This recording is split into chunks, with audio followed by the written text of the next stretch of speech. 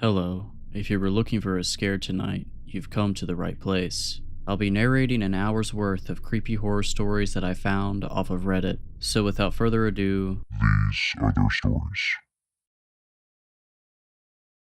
Olduvai Gorge, Tanzania, 2024. The excavation has gone smoothly these past 3 weeks, but today we've encountered something so strange that it warranted the creation of this entry you're presently reading. As of this moment, I'm not sure whether or not to officially publish these finds, as I fear for the repercussions it may produce, and I do not wish to tarnish my professional legacy. The reason I'm even writing this entry to begin with is to keep a personal record of these recent events while they're fresh in my mind, but I also intend to post it anonymously to the internet, where it will likely be swept away and disregarded as a hoax or urban legend. I'm fine with that, I just need to get it off my chest. I know it's not rational or even a good idea to share this with strangers, but I just need to tell someone. Maybe someone will know what is going on. Until I have fully decided on whether or not to publish, I will keep this as anonymous as I can. I'm a paleoanthropologist at an esteemed university in the States, and I've been leading a small excavation team here in Tanzania at one of the oldest sites of hominin occupation in the world, Olduvai Gorge. Our excavation site was located on the eastern stretches of the gorge, in a particularly hilly area, as scouted by our surveyors. They chose this spot due to the presence of a series of small and seemingly undiscovered rock shelters hidden away behind thick shrubbery and debris. It is nothing short of a miracle that they were able to be located by our team. Over these past weeks, we have found here an abundance of lithic assemblages, most of them consisting of Oldowan scrapers and cores, but we also found a pair of Aculean hand axes and a few bifacial points. Deep in one of the rock shelters, we even unearthed the partial remains of what is most likely an Australopithecine upper skull, though further osteological analysis is pending. All seemed to be going well until today, when my lunch break was interrupted by one of my students. I will refer to him as Edward. He came rushing over from the easternmost rock shelter, nearly stumbling over all the pebbles and sticks in his way as he hurried down the hill toward the tents, calling my name. I rose from my seat to greet him, fearing that some sort of accident had happened. "What is it?" I anxiously inquired. I had never seen him this upset.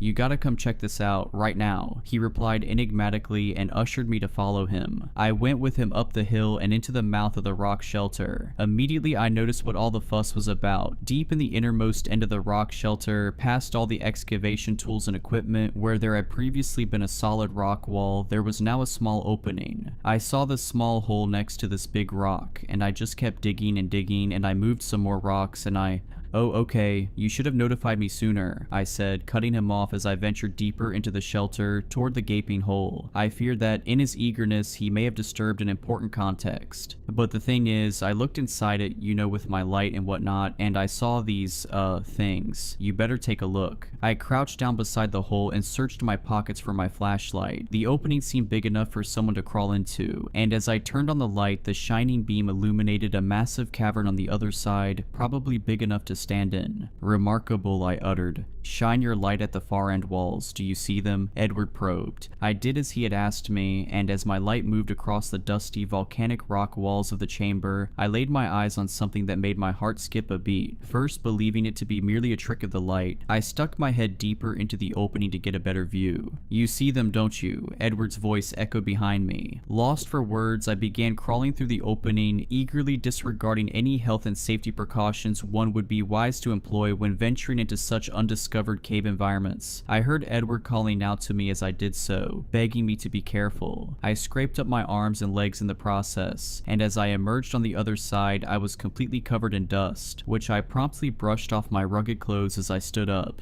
On the far end wall were a series of rough carvings onto the rock. Carvings in the Latin alphabet, carvings in English. The whole wall was full of them, as if it was a page in a book. Behind me, I heard Edward grunting and shuffling as he made his way through the opening to join me in my astonishment. I scanned the rest of the cavern with my light and saw that the inscriptions continued on the other surfaces and walls of the chamber. Not only that, but I noticed a series of strange artifacts scattered about, seemingly undisturbed for millennia. Among them were several aforementioned Oldowan stone tools, and a ring made of mostly pure gold judging by its pristine condition, as well as some bones randomly strewn around. My immediate thoughts were that the cave must have been used in modern times, perhaps recently. I hadn't yet actually read the content of what was scribbled on the walls, but even still, something about that explanation immediately felt off. The strata next to where the opening had been was undisturbed and had naturally accumulated for millions of years. I should know because I monitored it closely yesterday when we started digging in that part of the rock shelter. I realize some of you reading this might not be familiar with stratigraphy and thus not fully understand why this would be an issue when regarding the date of the inscriptions, but those well acquainted with the law of superposition should know exactly why this shouldn't be possible. If you don't, I urge you to Google it. But to make a long story short, however, the law of superposition states that geological layers accumulate over time, and that under normal circumstances, the layers that are the oldest are those found further down. Now, assuming the entrance we came in is the only entrance into the cave, and taking into consideration the opening was buried under a dozen stratigraphical layers, it means that it was last sealed around 1 million years ago at the earliest. Everything about this was strikingly anachronistic, but I saw no other explanation. There seemed to be no other way to enter the cave, and there was no sign of a previous collapse. "What is this, Edward?" I asked him, who was now full of dirt and standing beside me. "Are you pulling my leg here? Is this some kind of elaborate joke?" "No, sir, I promise." "It shouldn't be possible then," I said, pacing back and forth. "Yet evidently it is." He somewhat snarkily replied. I ignored him. My pacing took me around a slight bend in the cave, and I noticed a heap of what looked like different chunks of various metals. Some seemed to be nearly reduced to dust as a result of deterioration over time, while others looked pretty much to be in pristine condition, although not as shiny as they once probably were. There were also snake-like lines in the sandy floor of the cave with traces of heavily oxidized copper encompassed within them. Had these once been wires? If they were ever covered in plastic, as most wires today are, it must have broken down millennia ago, leaving no trace. Quite remarkable. "Doc, you should see what's written on these walls." Edward's voice echoed around the bend. "Just a second," I replied, carefully observing the strange assemblage and analyzing it as best as I could. I had never seen anything like it in my life. Was this a machine? "Whoa, like you really need to come right now," Edward again urged me. I emerged from behind the bend to see what all the fuss was about, and when I did, I noticed the dusty visage of Edward looking pale as a ghost. "What's the matter?" I asked, looking at where the beam of his flashlight was illuminating the inscribed wall. "Read what it says," Edward urged me, and so I did. In the following section of this entry, I will recount word for word what was inscribed on those walls. Where there is significant erosion or other obstruction of the text, I have filled in the gaps. From what I interpreted to be the beginning, the upper left corner, it read as follows. "Upon arrival, the machine broke down almost instantaneously. I am the only living Homo sapiens in the world, and there won't be another like me for at least 2 million years. There is an overwhelming hopelessness to it all. There is no hope for me. I have accepted it. These things, these devils, have left me no other choice than to seal myself into this tomb. I can hear them at night digging and scratching." Thus read the first section of the text. Beneath it, the next one read, "My name is Bill Hartnell, and I was born on the 29th of September 2029 in Exeter, England, and this is my full story. I'm stuck in here for the foreseeable future, so I might as well tell my tale in as much detail as I can. I've got nothing better to do to pass my remaining time. Apologies if I don't get to finish it. Writing on this wall is somewhat tedious, however, so I will be concise. Forgive me. I studied quantum mechanics at Exxon and graduated with my PhD in 2058. The machine I built subsequently took me 10 years to complete and was operational by 2068, which is also the year I traveled here. I have now been here for a total of 2 weeks, and fear this may be my last. If you find this message, Patricia, you were both right and wrong. Right in that it would end badly, but wrong in that it wouldn't at least work." The writing ceased as this wall had met with the ground, but it continued on another, larger register to its upper right. "My goal was to travel through time and witness every significant human benchmark in chronological order, starting here with the earliest use of tools and ending my tour with the 2029 Mars landing launch. But now it seems the beginning of the human story will be the end of mine. There is something else here, something that doesn't belong. One moment I was in my garage in Exeter, ready to go, and in the next a blinding white glare surrounded me, and as I opened my eyes I found myself on the prehistoric African continent. I immediately felt the scorching heat of the sun burn into my skin, and in that moment I cursed myself for not bringing sun protection. Such an obvious oversight, I thought. My pale British skin would be the death of me. The first thing that stood out to me was how humid it was compared to the present. If my calculations are correct, I should be at the site of Olduvai Gorge, but here there is neither a gorge nor the arid shrubland it is known for. This place is ripe with vegetation and fauna. As I stepped out of the machine, I noticed it had broken, and I dragged it off into a nearby cave for protection until I could get it running again. I spent my first night inside that cave, sheltered from the elements and wildlife, and trying to repair my device. It was a futile effort, as I do not possess the parts necessary for such a repair. Another fatal oversight. My first 4 nights were relatively normal, or as normal as you would expect them to be 2 million years in the past. On my second day, I cautiously ventured outside the shelter, and it didn't take long for me to make contact with the locals. Presumably they are Homo habilis, but it is hard to tell. I am a physicist, not an anthropologist. Seeing them in the flesh is a surreal experience. To think I am the first human to lay eyes on another living human species in 40,000 years is extraordinary. I guess this writing also technically makes for the earliest writing in human history, which is also neat. The other humans first greeted me with a sort of reserved curiosity. They carried in their hands various stone tools and looked bizarre, though to them I probably looked equally strange. If they had the cognitive abilities to form thoughts about religion, I must have resembled a god to them. They let me observe them from a distance and never posed any problems. If anything, they wanted nothing to do with me. I find it ironic how these people live in dwellings constructed between trees and shrubbery out in the open, while it is myself who is living in a cave like some troglodyte. On the 5th night, things got strange. Just as the sun was setting, I was heading back to my cave when I heard my name called out, almost like a faint whisper, coming from the tree line a short distance away. That voice, raspy and out of breath, I had never heard anything like it before. I am positive it was not made by any of the local hominins. I briefly decided to investigate, but when I heard rapid approaching commotion in the bush, I took off. In my terror, I heard the loud snapping of twigs behind me. I ran all the way back to the cave and sealed the medium-sized opening with a makeshift door made out of wood and some rocks. I leaned in and listened intently after any noise, and heard the rustling of some bushes not too far away, accompanied by some kind of raspy vocalization. Nothing else happened that night. The following morning, I saw outside my shelter concentric circles drawn in the sand, but no accompanying footprints. Later that day, I was led into the village of the hominins. There, I traded my phone for some stone tools. I had no use for it anymore. The humans seemed perplexed by it, but were equally enchanted by its reflective surfaces. They allowed me to take some fruits and berries, but would not let me near the game meat, shouting whenever I did so. Despite that, I still can't believe the hospitality they showed me. As the sun was setting, I left the forested shelter of my ancestors and began walking back to the cave. The volume of trees gradually subsided, and I found myself in an open and lush savanna-like environment, but with thick shrubs on either side of the path. Then suddenly, something struck the ground in front of me, nearly hitting me. It was my phone. Confused, I thought the humans had grown tired of it and followed me back in anger, but then something intriguing happened. Another phone struck the ground right next to the first one, clearly of the same make and clearly identical to the one I had traded hours earlier, but that was impossible as I had only brought one. Then another flew out from a nearby bush, hitting me in the arm. I looked around, scanning the bushes, but I saw nothing. I slowly backed up, and when I did so, the bushes rustled for a moment and then stopped. I took another step backward, and the rustling repeated and once again stopped. It was mimicking me. When I finally made that realization, I once more ran back to the cave at full sprint, quickly sealing the entrance behind me. As I turned on my headlamp, which I still had batteries for, I noticed something drawn on the sandy floor of the cave. It was another concentric circle, identical to the one outside this morning. I was too horrified to sleep, but eventually my tiredness gave in and I drifted off.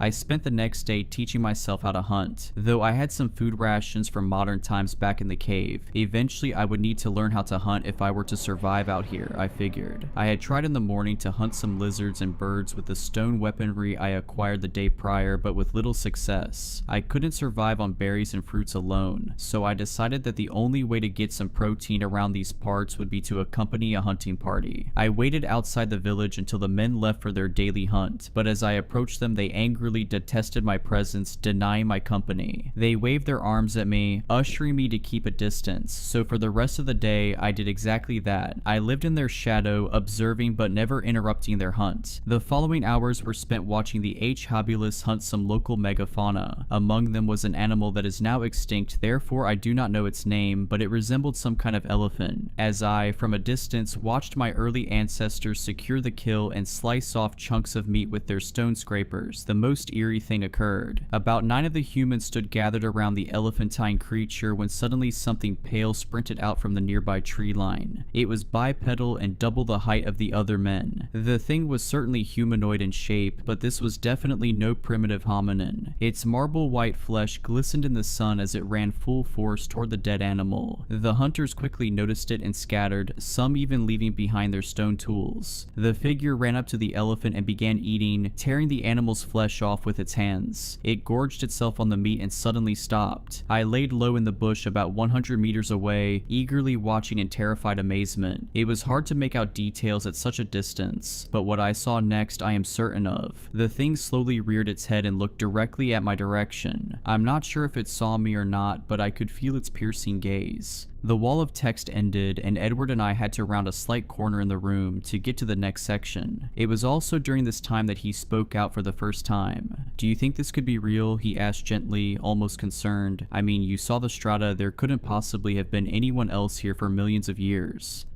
"I don't know, Eddie. Let's just keep reading and find out," I answered nonchalantly back, pretending like this didn't deeply unsettle me too. Truth is, I was beginning to get highly unnerved. My initial scientific awe had now shifted into an uncertain angst. The inscriptions continued. "I haven't seen sunlight since the 10th day. That's when I saw them clearly. I had spent that day harvesting fruits and berries alongside the local hominin population. They let me follow them back into their village where we quite literally enjoyed the fruits of our labor. Again, this level of hospitality was wholly unexpected for such a primordial species of human. All was going well, but as it was beginning to get dark, I was frantically ushered out of their encampments. I thought this weird, but decided to shrug it off as a cultural thing if they even had such a concept. Heading back to my cave, the sun was setting on the horizon, and just as I was nearing the mouth of the cave, a looming shadow stretched across the ground in front of me, blocking out the last rays of light from the evening sun. Someone or something was standing high above the rocky outcrop the cave was situated beneath, casting an oppressive shadow. I looked up and saw the dark silhouette of a person. With the bright backdrop of the sunset, it was hard to make out any features, but I could tell that whatever was standing there was not one of the local hominins. When it understood that I had seen it, it began climbing down, scurrying on all fours across the rocky surfaces. Frightened, I hurried inside the cave and quickly grabbed the makeshift door and pushed it into the opening to block it. The door was more like a plug, fashioned out of a large boulder and some wooden sticks and thatch. But before I had sealed the entrance completely, I looked out of the opening one last time, and that's when I laid my eyes clearly on them. There were 4 of them, walking slowly towards the opening from about 10 meters away, now fully upright. The sheer terror I felt at that moment is indescribable. They were all ghastly pale, their flesh smooth and spotless. They stood at probably 2 meters tall, and they had neither any body hair nor any reproductive organs or nipples. The word that comes to mind when describing them is embryonic. They were featureless. Featureless in all aspects except the most harrowing. They, all of them, had my face. They looked like me, hairless, sure, but still nearly identical. The foremost of them opened its mouth and stretched out its hand and said in perfect English, "You don't belong here." That was the last I saw of them before sealing the cave completely. I quickly reinforced the door plug with any rocks and boulders I could find in the cave, and so far it has been effective. I have now been here for God knows how long. I still have enough supplies to last me several days, and enough batteries to continually power my headlamp for at least another day or 2. But I hear them, they are outside. They haven't left me ever since that frightful evening. Sometimes they take breaks, but never long enough for me to deem it safe to leave this place. For all I know, it might be a trick to lure me out. It's only a matter of time before they break in. Their cries echo throughout the cavernous walls. This writing will be my only lasting legacy, therefore I hope I have provided sufficient detail to be of some use in some way or another. This is my punishment. These devils, I know what they are. They are my lack of hubris manifest. I foolishly thought the laws of time and space were mine to conquer. However, fate would not allow it, perhaps rightfully so. Oh, how terribly, terribly sorry I am. Patricia, I'm truly sorry. I should have listened. End of text, or well, not quite. The inscriptions continue beyond this, but they were of a different character. I won't reproduce the contents of the last wall, but I can tell you what it consisted of. The blueprints for Bill's machine and a plea to be saved. The power of time was now figuratively in the palm of my hand. I'm not saying I fully believe everything that was written, but on the off chance there may be some truth to it, I choose to keep this DIY recipe a secret. I walked over to the golden ring that adorned the cave floor and picked it up. It too was inscribed with the initials B and P. I pocketed it and asked Edward, "Where's his skeleton then?" "What do you mean?" he replied. "His bones. If he withered away in this cave, they should have been here." There are some bones here. Over there as well," he said and pointed across the cave. "I know, I saw them, but they don't make for a complete skeleton, do they?" I replied. "I suppose not." Edward acquiesced, aware of the implications. "This place is giving me the creeps." I spoke, suddenly getting an intense surge of paranoia. "What do you say we head back soon?" I whipped out my phone camera and took several pictures of the inscribed walls and artifacts within the cave. Both Eddie and I agreed it was time to head back to assess the situation and where we would go from here. We agreed also not to tell the rest of the excavation crew for the time being. I am sitting inside my tent now, an hour till midnight, and writing up this entry. In the time that passed since leaving the cave, and now I have meticulously examined the photos I took, but I dare not step inside that cave again. Something inside me desperately wants to seal it again, and I regret not doing so as I think we may have committed a grave mistake. About an hour ago, our field assistant Lila came to me in my tent, voicing her concern about something. When she described what had gotten her worried, my blood ran cold. She had asked about why there were concentric circles drawn in the sand all around our encampment. When I heard this, I rushed outside with my flashlight in hand, and I saw them with my own eyes. The whole crew was gathered outside, gawking at the strange markings. In the small crowd of anthropologists and excavators, I locked eyes with Edward, and without speaking a word, I knew what was on his mind. I fear we may have unknowingly unleashed something ancient, but how? There were no passages leading further into a deeper cave system that I could see. It was an enclosed chamber, albeit very dark and with many corners. Could it mean that whatever it is we have unleashed was inside the room with us this entire time? I shudder at the thought. I think it's best I finish up this entry now. There has been an increase in whispers and unrest in the camp this past hour, so I better tend to it and try to get this situation under control. Any tips or advice to make this make sense is appreciated. If what we discovered today really is true, which I am now more inclined to believe, then our common ancestors weren't alone all those millions of years ago, and it might possibly turn out that we aren't either. It was 10:31 when my phone buzzed. Emergency alert, do not enter underground structures such as basements. Stay above ground until the all clear. My husband looked up from his phone and stared at me. Did you just get a...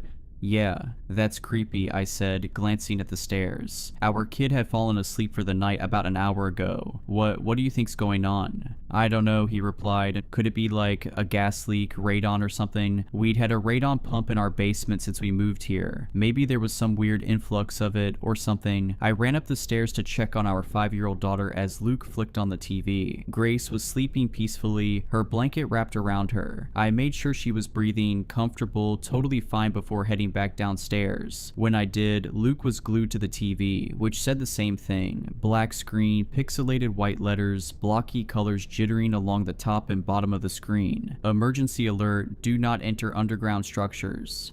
Maybe we should get out of here, I said, but it's late and Grace has school tomorrow. Yeah, so we'll miss school, we can go to my mom's. Luke crossed his arms and stared at the TV. He then flicked to CNN and other news channels, but whatever was happening here must have been local, because it was just the same political drivel re-airing from earlier in the day. There was not a blip of the emergency alert anywhere except the local news channel. I pulled out my phone and did some Google searches. Nothing came up, so I shot off a text to Lacey, the mom of one of Grace's friends, who lived in the next development over. We'd only lived here since the school year started, so it's not like I had a whole network of people to ask. She didn't respond. I think we should go, I said, grabbing a duffel bag out of the closet. What about work? Don't you work remotely on Mondays anyway? Yeah, but I walked over to our basement door. The chain was latched. I hurried into the kitchen, opened the drawer, and pulled out some postal tape. What are you doing? If it's radon or something, I don't want that stuff all in our house, I said, crouching along the bottom and taping the crack under the door. I think they'd evacuate us if that were the case. I looked up at him as I yanked another long piece of tape off the roll. Okay, so what do you think it is? He shrugged. When I'd taped all the cracks, I brought the duffel bag upstairs, filled it with a few random outfits for me and Grace, along with my laptop and a few of her favorite dolls. Then I grabbed the cooler and loaded our leftover pasta and yogurts into it. Within 10 minutes, I was ready to go out the door. I'll pack up the car. Can you grab Grace? I asked. Luke went upstairs. I walked down the driveway, weighed down with bags. It was a chilly, clear night. Stars twinkled high above me. The street was exceedingly quiet. The tall, scraggly pines of the surrounding pine barren stretching up to the sky. I heard the echo of a dog barking somewhere. If everyone got the alert, wouldn't there be more people deciding to leave? I glanced at the house across the street. It was completely dark, except for the light above the garage that flicked on when I came out of the house. I opened the back hatch and threw our stuff in. Luke came out after, carrying Grace, wrapped in blankets. She blinked sleepily. I strapped her in. Luke grabbed some stuff, and then we were pulling out of the driveway on the road to my mom's house an hour away. She fell back asleep, I told Luke, watching her face flick into view with the light of the passing street lamps.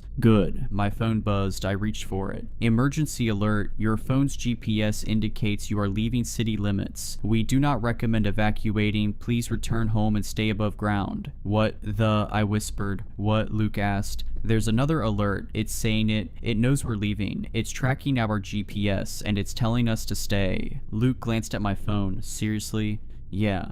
That data's supposed to be private, he said, isn't it? I would think so, unless, I don't know, maybe there are some emergency protocols that allow the FBI to access it or something. We fell into uncomfortable silence. Luke clicked on the turn signal, switched lanes. You don't want me to turn around, right? He asked quietly. I glanced down at my phone. Number I don't. The highway was empty, not a single car in sight. That made me uneasy. Surely other people would be evacuating unless they were all actually obeying the second message. But who even trusts the government these days? I did another Google search. No results popped up. I refreshed over and over again. Wouldn't something be on the internet by now? We were 5 miles out of town now. I should be relieved. But I wasn't. I leaned against the window, the cold glass pressed against my forehead. The pine trees flashed by, skinny and tilted, then gave way to a charred, barren patch of forest. Both sides of the highway were burnt to the ground. I'd read somewhere that some pine cones only opened in extreme temperatures, like from a wildfire. Fires and regrowth were part of the cycle here, part of the ecosystem, in flux between death and rebirth like a phoenix. My phone buzzed. My heart dropped, but it wasn't an alert. It was a text from Lacey. Only 2 words. What alert? My fingers raced across the screen. Didn't you get an emergency alert saying to stay above ground? Number. Lacey didn't get an alert, I said. Luke paused. What if the alerts were only sent to our phones? I asked, my voice shaking. I glanced back at Grace, still peacefully asleep, head lolling softly with each bump of the car. Luke shook his head. That's crazy. No one can send messages like that, just the government or whatever.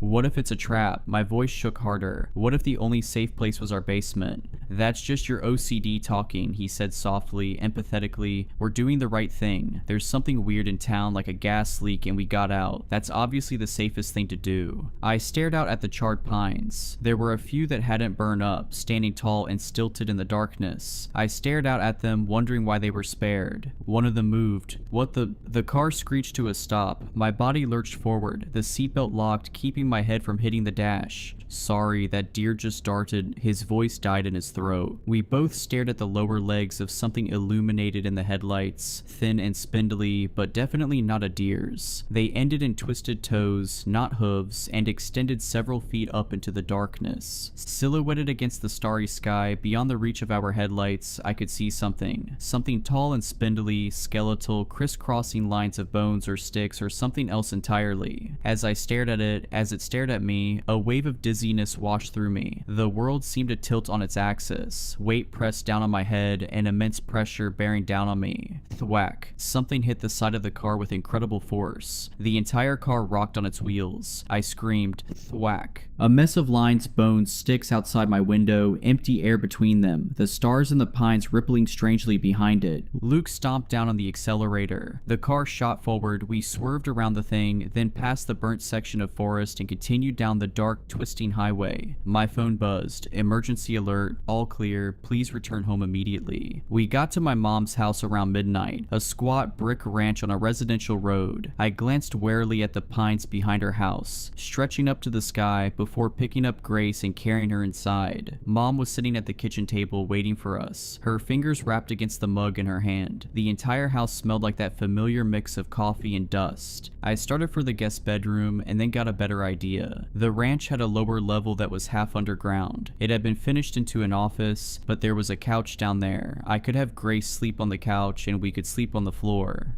Where are you going? Mom was standing behind me, eyebrow raised as I undid the chain lock to the basement floor. I think we're going to sleep down there. No, you're not. It's all dusty down there. I haven't cleaned for ages. There could even be mice and... We're sleeping down here. Those alerts were probably just a prank, she continued, or a glitch or something. Besides, you're like an hour away now. I'd only told my mom about the alerts. I didn't tell her about the thing in the woods. My mom was not a supernatural person. She'd definitely chalk it up to a trick of the light or something. Casper himself could be floating in front of her face and she'd call it a trick of the light. You're being ridiculous, she continued. You know, this reminds me of that time you taped up the door to the attic, remember? When the exterminator had found a bat up there, you were worried there were more, with rabies, and they could flatten themselves in through the cracks between the door and the ceiling and bite you while you were sleeping. You don't feel the bites when you're sleeping, I growled back. A lot of people have gotten rabies from bats in their houses, and they can squeeze through really tiny places. My point is, she interrupted, it's unsanitary down there. Grace was getting incredibly heavy in my arms. I glanced at Luke, who was just standing in the doorway wide-eyed like he'd walked in on a gunfight. Then I pulled the chain lock and yanked the door open. Kate, Mom said warningly. Halfway down the stairs, my phone buzzed in my pocket. I got Grace settled on the couch, then pulled it out. Emergency alert. Your phone's GPS indicates you have stopped in redacted New Jersey. Disobeying an emergency alert is a federal offense. Please return home and stay above ground. I lifted my phone to show Luke, who was coming down behind me. His face looked ghastly pale in the white light. Mom was right behind him and craned her neck to read the alert too. Oh, that's BS, she said. It's not a federal offense, it's a state offense, and that would be an evacuation order like for a hurricane or something. She shook her head. You know what this sounds like? One of those scammers. I got a call from someone claiming to be my grandson. It's not a scam, Luke interrupted without elaborating. Then he worked in silence, putting the blanket over Grace, getting her comfortable. I flicked on the light and checked for mouse droppings, but I didn't see any. I'll get the rest of our stuff, he said, leaving my mom and I alone. Her expression softened as she looked down at Grace, at her perfectly cherubic little face. Do you need anything else?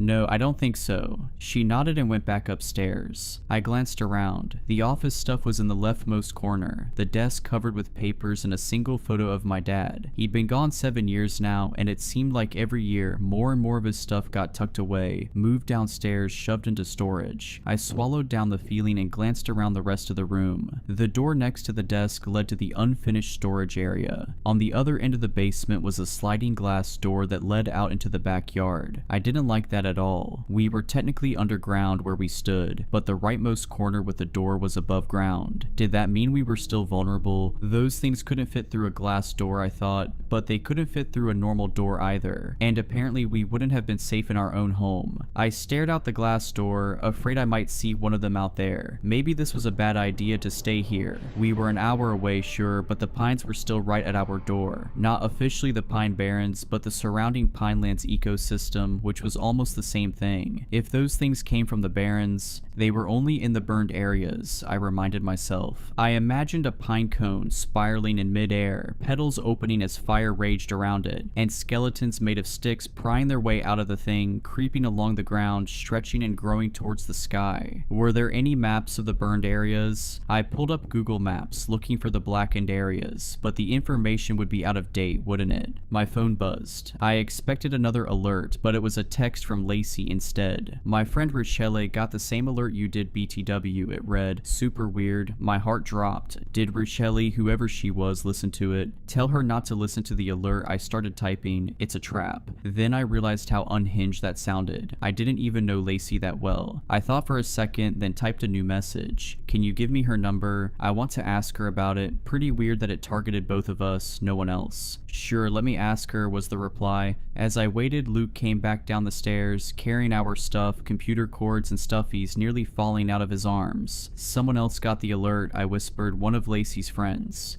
Really? Yeah, I asked for her number. A minute later, the number came in. I dialed it immediately. On the third ring, she picked up. Hello? Hi, this is Kate, Lacey's friend. I started awkwardly. We got the emergency alert too, but we think it's a trap. There's something off about it. A pause. But it came from the government, she replied. How could it be a trap? It seems like no one else is getting it. When alerts are sent out like that, they're sent to all the phones in a certain location. It doesn't make sense.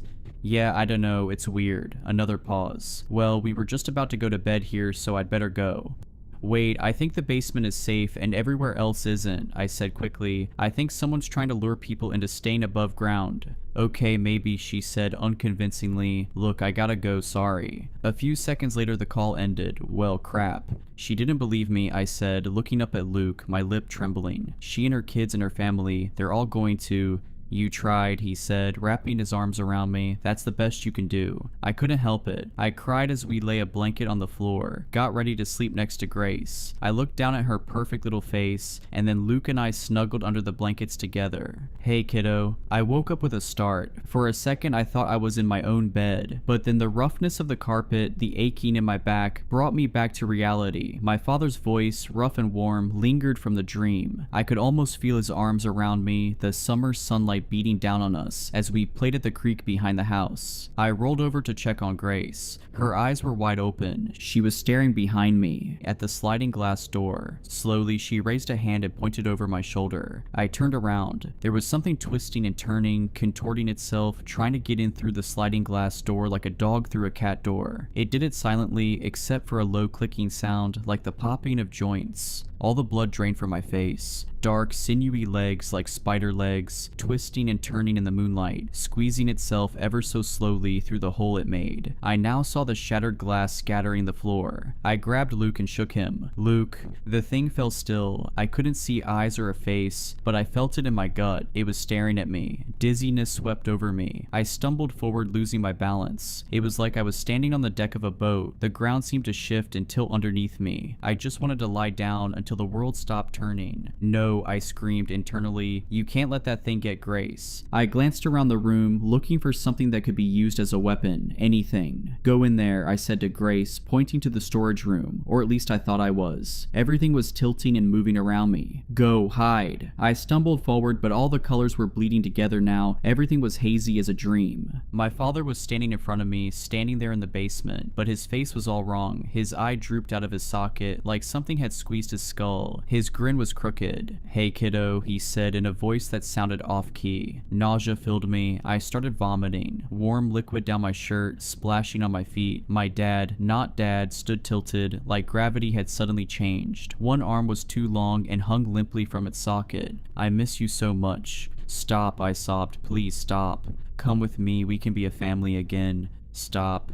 I never got to meet Grace. Wouldn't it be so wonderful for me to finally meet her? The world tilted and shifted. I stared at my father, his left eye drooping like jelly, his crooked smile, his gaunt face, his limp arms. I opened my mouth. Hot pain shot up my shoulder. I fell to my knees instantly. I tried to cry out to say stop again, to tell Grace to run for her life, but all that came out was a scream of pain, and another, and another. When I finally opened my eyes, the world had stopped tilting. Luke was dragging me across the floor, back from the glass door. Grace was peeking out of the storage area, terrified. I touched my shoulder, stinging with pain. My fingers came away red. It bit me. I'm dying. What? My phone began to ring. Shaking all over, I reached into my pocket and pulled it out. It recognized the number. It was Rochelle. You're right, she said breathlessly. No preamble. What? I asked, my voice hoarse. About the alert, my husband, he has some friends who work with cell phones and stuff, and she took a deep breath, trying to steady her voice. voice. They traced the signal. It's not coming from the government or the town hall or whatever. I chewed my lip, held my breath. It's coming from the middle of the woods. The hospital was mostly empty, quiet, dark. Fluorescent lights buzzed overhead, and the walls were a sickly shade of seafoam green. The doctor, a tall thin man in his 60s, didn't seem to believe my story, but he admitted me for observation anyway. My mom was staying at her friend's house with Grace, in their non-walkout basement. I didn't want to leave her. I wanted her right here with me, but the hospital was above ground, and someone needed to treat my wound before I bled to death. Luke left me for a moment to use the bathroom. I closed my eyes, not intending to sleep, but I was so tired and the bite was now only a dull, throbbing pain. I drifted in and out of consciousness until I heard two voices in the room. I snapped my eyes open for a moment to see the doctor and a nurse hovering over me. They were talking softly to each other, looking concerned. I quickly shut my eyes again, pretending to be asleep. I caught a snatch of their conversation. "It's just like that man," the nurse whispered. "The one that was admitted last night, John something."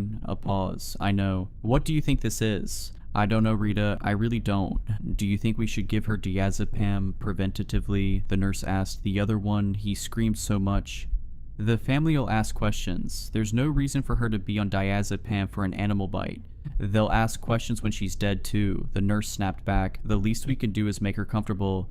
"Shh. Oh crap." I didn't open my eyes, but I jumped when the nurse said dead. I now could feel both of them looking at me, their eyes boring through my closed lids. "Let's talk somewhere else," the doctor said. Hurried footsteps on tile, and then nothing. I opened my eyes. I'm going to die. I don't know how long I lay there, wallowing in my own misery, but footsteps jolted me awake. Luke was walking back in. "How's the pain now?" "Bad." I told him what I'd overheard, my voice quavering. "That doesn't mean anything," he said, but I could hear the concern in his voice. "We're going to get out of here and everything's going to go back to normal. The mayor or whatever will release some statement about a faulty alert system and..."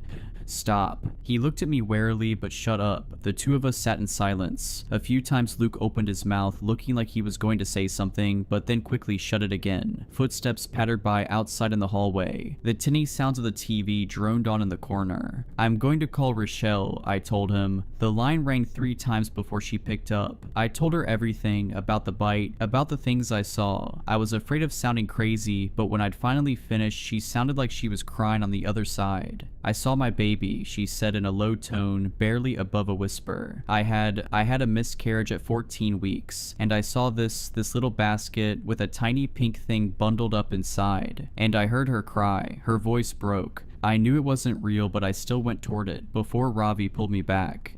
"I'm so sorry," I said, the phone trembling in my hands. "Thank you. But it didn't hurt you, right? Bite you, claw you?" "No, I don't think so." The silence stretched out between us. "So what do we do?" I asked. "Just run from it forever?" "I've been talking to someone who knows about this more than we do," she replied. "Maybe I should come see you. What hospital are you at?" She told me she'd be there in an hour. Rochelle was a short, thin woman with brown skin and thick frame glasses. She wore a t-shirt with some sort of video game reference on it and faded jeans. As she hurried in, she was wringing her hands, twisting them over and over again. Following after her was a woman in her 50s. Her salt and pepper hair was cropped short, and her skin was deathly pale, like she'd never seen the sun. "This is Jamie," Rochelle said, gesturing to the older woman. "She's a professor and specializes in this kind of stuff. I've been talking to her for the past few hours and she wanted to see you." "This kind of stuff?" The woman abruptly sat down and leaned in towards me, like I was some kind of specimen she was eager to examine. "You know what's going on here?" I asked as she stared at my shoulder in a way that made me extremely uncomfortable. "Yes, sort of. Have you ever heard of something called speculative evolution?" No, I replied. "Okay, it's reconstructing what kinds of creatures would evolve under different circumstances. Maybe an amphibian would evolve to have wings like a bat, for example, if insects didn't hover around ponds. You see what I mean?" I guess. No. "We also try to construct what animals might look like millions of years from now, or humans. What kind of things will evolve under the pressure of modern humanity, modern technology? There's already some of it happening. The bed bugs in New York City are hundreds of times more resistant to pesticides than the ones in Florida are. Deer are more skittish than they were 10 years ago because cars kept hitting them." Okay, I had no idea where she was going with this. "You haven't seen that image of what humans would look like if they were evolved to survive car crashes? The man has like no neck and lots of fat to cushion the impact." No. Okay, she shook her head. The point is, some people in this field believe that at some point, creatures would evolve abilities that mimic technology, like birds that look like drones, or bats that can sense electromagnetic fields. Who's to say this thing that you and Richelle have described hasn't evolved the ability to send out radio signals, hack our entire mobile system? That's ridiculous, Luke interjected. So what, this creature's like texting in English? No, nothing like that. States, local governments, they often have pre-programmed emergency messages, like a protocol for hurricanes, earthquakes, nuclear threats, etc. This thing, it just hacked a signal to send a particular protocol. Same thing with Richelle, she said, looking sympathetically at her. We're all sending little electromagnetic signals in our brains all the time. Neural impulses, sharks, 400 million year old living fossils can detect them. These things, they can hack them. So when I saw my dad, I glanced at Luke. That thing was hacking my brain signals. Jamie nodded. It's a little more complicated than that. I believe this thing sends out a chemical in the air too, at close range, that messes with some neurotransmitters. But essentially, yes. Okay, but why is the basement safe then? Because it's too big to get down there? Luke asked. I'm glad you asked, Jamie replied with a big victorious smile on her face, like she was just about to tell us the secret to the universe. They chose that emergency protocol with the basement because their abilities don't work if you're underground, just how your phone reception goes out when you're underground. A heavy silence filled the room. Luke and I looked at each other. For one, this sounded pretty out there, conspiracy theory level stuff, more unbelievable than Roswell. On the other hand, nothing I'd experienced in the past 24 hours made sense. How do you know all this? I asked. This isn't the first time this has happened, she replied, her face grim. Almost 10 years ago, the same thing happened out by Woodland, on the border of Wharton State Forest. I studied it then too, but there weren't as many of them. Okay, but the text didn't get sent to everyone, Luke said. Only us and Richelle so far that we know of. Right, so these things, I call them stick men by the way, they only target people with overactive imaginations, people who send out really clear, strong brain signals. It's easier for them to find you, and it's easier for them to hack your brain. They're not actually producing the image you see of your deceased loved ones or whatever. They're just knocking it loose from your memory, from something you've imagined. If you've imagined your kid dying 1,000 times because you have anxiety or OCD, that makes it all the easier for them to use it against you and lure you in. And of course, there's more for them to eat. More for them to eat? Yeah, they eat brains. I mentioned that, didn't I?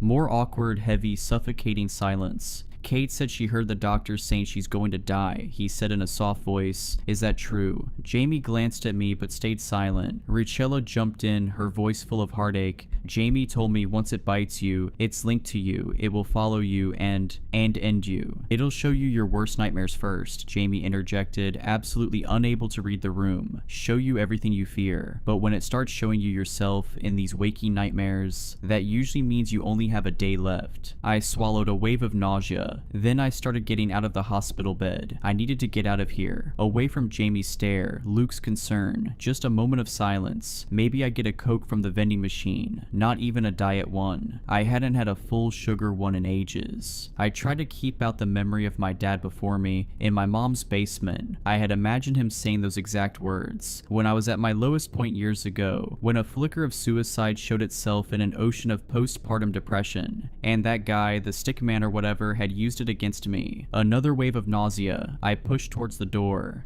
Wait, Richelle said, standing up, reaching for my arm. I'll be right back, I snapped. I made my way down the empty hospital hallway. Beeping machines, echoey footsteps in the distance. Tears pricked my eyes. I kept going, making a left, then a right, following the signs for the vending machines. My feet shuffled along the ground, taking me there slowly, ever so slowly. Kate, stop. I turned to see Luke coming after me. He stopped 6 feet away, trying to give me space. I just need a minute, I replied, my voice shaky. No, it's not that. Your mom just texted me and we have to go, Grace. His voice broke. My heart broke with it. What happened?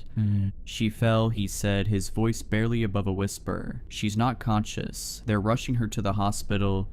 To the hospital? You mean here? They're taking her here? I asked frantically. "They're taking her to the hospital," he repeated. Something twinged inside me. That doesn't make sense. That's not an answer. I looked down, number on the floor, something black, slick and wet on the green linoleum floor. A tendril like a long umbilical cord attached to Luke's foot and leading down the hallway. I felt dizzy. The world started to tilt. Kate. I turned around to see Luke behind me, frozen, eyes wide. I looked back. Other Luke was no longer standing there. It was me. I was staring at my own face. I wish I could say it looked different, one eye popping out, skin all blistered and pink, but it wasn't. It looked exactly like me, like looking in a mirror. I looked down. Other me was holding a pillow. She held my gaze for a second, then looked down at the floor. I followed her gaze. Grace was lying at my feet, eyes closed, hands resting neatly under her head, fast asleep. No, no, no. I knew this intrusive thought. I knew how it ended. It's not real. It's not real. I turned and ran back down the hallway, reaching for Luke's hand, rustling behind me. I couldn't look back. I couldn't. Luke pulled me into the room and I followed, breathless. "We have to get underground. It's here." Richella and Jamie looked at me. Then they looked at the floor. For a second, I thought I was going to see my worst nightmare, but instead, I looked down to see blood dripping off my arm, seeping through my shirt, traveling in wet, soaky rivulets, dripping to the floor. Drip, drip, drip. Jamie shot up and walked over to me. Gently, she pushed back the cloth of my shirt, exposing the wound on my shoulder. "Necrotic tissue," she whispered. She shook her head sadly. "It's begun." "I can't die. I can't." My shoulder pulsed with pain. I continued running down the hall towards the big red exit sign. The hospital hadn't released me. "Stop," Luke begged, catching up with me. But I forced myself to run faster, despite the pain. I wasn't going to just sit in the hospital room and wait to die. Obviously, from what the doctor said, that's what happened to the last one. I was going to get underground. Maybe I would have to stay there forever, or until they found a way to kill these things. I would not leave Grace without a mother. I wanted more than anything to go to her, hug her, tell her I loved her. But maybe that thing could follow me even into a basement. I didn't think so, but I couldn't risk it. The best thing I could do was get underground, buy time. Grace was as safe as she could be with my mom underground. I ran towards the exit. The red sign glowed brightly in the darkness of the hallway. One of the lights flickered overhead. My bare feet slapped against the floor. The floor felt sharp. I kept running, but it didn't seem like I was getting any closer to the exit sign. What the? I glanced back. Luke wasn't following me anymore, nor Rochelle or Jamie. The hallway extended behind me, stretching back into the darkness infinitely. I kept running. The exit door was open now, still so far away. A stiff breeze blew in, ruffling through my hair. It smelled of pine and wood and decay. Keep running. The ground was so rough under my feet. The air was so cold. The lights above me flickered wildly. The door didn't get any closer, no matter how fast I sprinted. A few leaves swirled by outside in the darkness. Keep running. The lights above me flickered out, and then I wasn't in the hospital anymore. I was in the middle of the woods. Pine trees stretched up into the darkness. The sand littered with sharp sticks and rocks bit into the bare soles of my feet. Silence rang in my ears except for a light fluttering sound somewhere in the darkness. No, it tricked me. I wheeled around. I didn't see any lights, any break in the trees. How deep in the barrens am I? How long have I been running? The darkness closed in, suffocating me. I felt my pockets, no phone, no way to call for help, no way to know where I am. I sucked in a breath, ready to scream into the darkness. But that would draw the stickmen to me, wouldn't it? Or did it not matter? Did they already know where I was? I looked up at the stars, at the slices of sky poking through the pines. I tried to identify them. Is that Cassiopeia? But I didn't know anything about how to tell directions from the stars. Besides, the pines blocked out most of the sky anyway. No, wait, that's not the way to do this. I ran in here. My legs didn't feel that sore, even though it must have distorted time. I'd only felt like I was running for a minute. If I'd run 10 miles into the barrens, I'd know. I just needed to figure out what direction I'd come from. I wheeled around, trying to look for footprints, flattened vegetation, any sign of where I'd come from. But it was pitch dark out, and I didn't have any source of light. There was moonlight, enough to see so that I didn't smack into a tree, but not enough to look for footprints in the sand. I stared at the trees, but the branches were up too high and too thin to support my weight. I couldn't climb them to get a better vantage point. I ransacked my pockets again, nothing. So I started off in a random direction, sticks stabbed at my feet, pebbles rolled underneath my toes. I kept walking forward, trying to keep a straight line. The Pine Barrens is 1,000,000 acres, but an acre wasn't that many square miles. I remembered that from somewhere. I tried to focus focus on doing the math. If I was in the center and walked in a random direction, how long would it take me to get to the edge? 5 hours? 10? More than that? And of course I'd heard the stories. Even without the stickmen, the pine barrens were deadly enough. Carnivorous plants, rattlesnakes, and a way of turning people around. It was easy to get lost in the infinite pines. I thought of Grace, Luke telling her I was gone, her crying, melting down. She needed me. Maybe years ago at that low point in my life right after Grace was born, I wouldn't have been quite so panicked at the thought of dying. But I was panicking now. I picked up the pace. Sticks stabbed at my feet harder. I tried to keep a straight line, but it was so hard in the dark, and for all I knew, I was just walking deeper and deeper into the barrens. Then I saw it.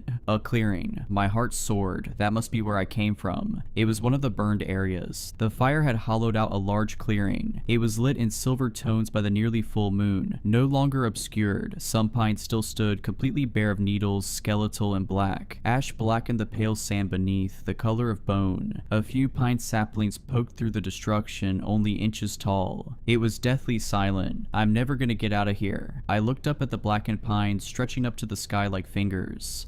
Snap. I whirled around. Someone was standing at the edge of the trees, painted in all tones of gray from the moonlight, barely visible among the trees. I took off into a run, but in my panic I tripped. It felt like it was in slow motion. The sandy, ashy ground rose up to meet me. Pain shot up my arms. My shoulders screamed in pain. Sticks scraped my cheek. Snap, snap, snap. I scrambled up to see myself standing there, arms hanging limply at my sides, hair grazing my shoulders. "Let me go," I screamed. My voice echoed and died into the forest. She stepped closer. I could hear too a wet smacking sound. There was another slimy black appendage attached to her feet, controlling her like she was a puppet. She canted her head at me and her lips split into an unnatural grin. I turned and tried to run again. An intense wave of dizziness hit me. The ground tilted, heaviness pressed down on my head. My stomach lurched and I was vomiting, stumbling, tripping in my own puddle of vomit. "Stop," I croaked. I was lying on my back, warm, wet vomit soaking through the back of my shirt. Twisted black appendages were filling up the corners of my vision, melting in with the twisted black pines stretching up to the sky. The stars above me looked like shooting stars, moving across the sky with how dizzy I was. The sky was replaced with my own face. Her hair hung onto my face, sticking to the sweat and the vomit. Her lips curled into a smile, and then her mouth began to open, wider, wider, wider, rows of sharp teeth like a lamprey's descending into the darkness of her throat. I tried to push it off, but my hands met slime. I was pinned by the creature, one of the stick men. It was only her disembodied head hovering over me, attached to a tangled black mess of creature. "They eat brains," Jamie's voice echoed in my head as the teeth loomed closer. So close I couldn't see any of the barrens anymore. Grace. What's she going to do without me? She'll never recover. Her entire life will be ruined. I can't. I'm so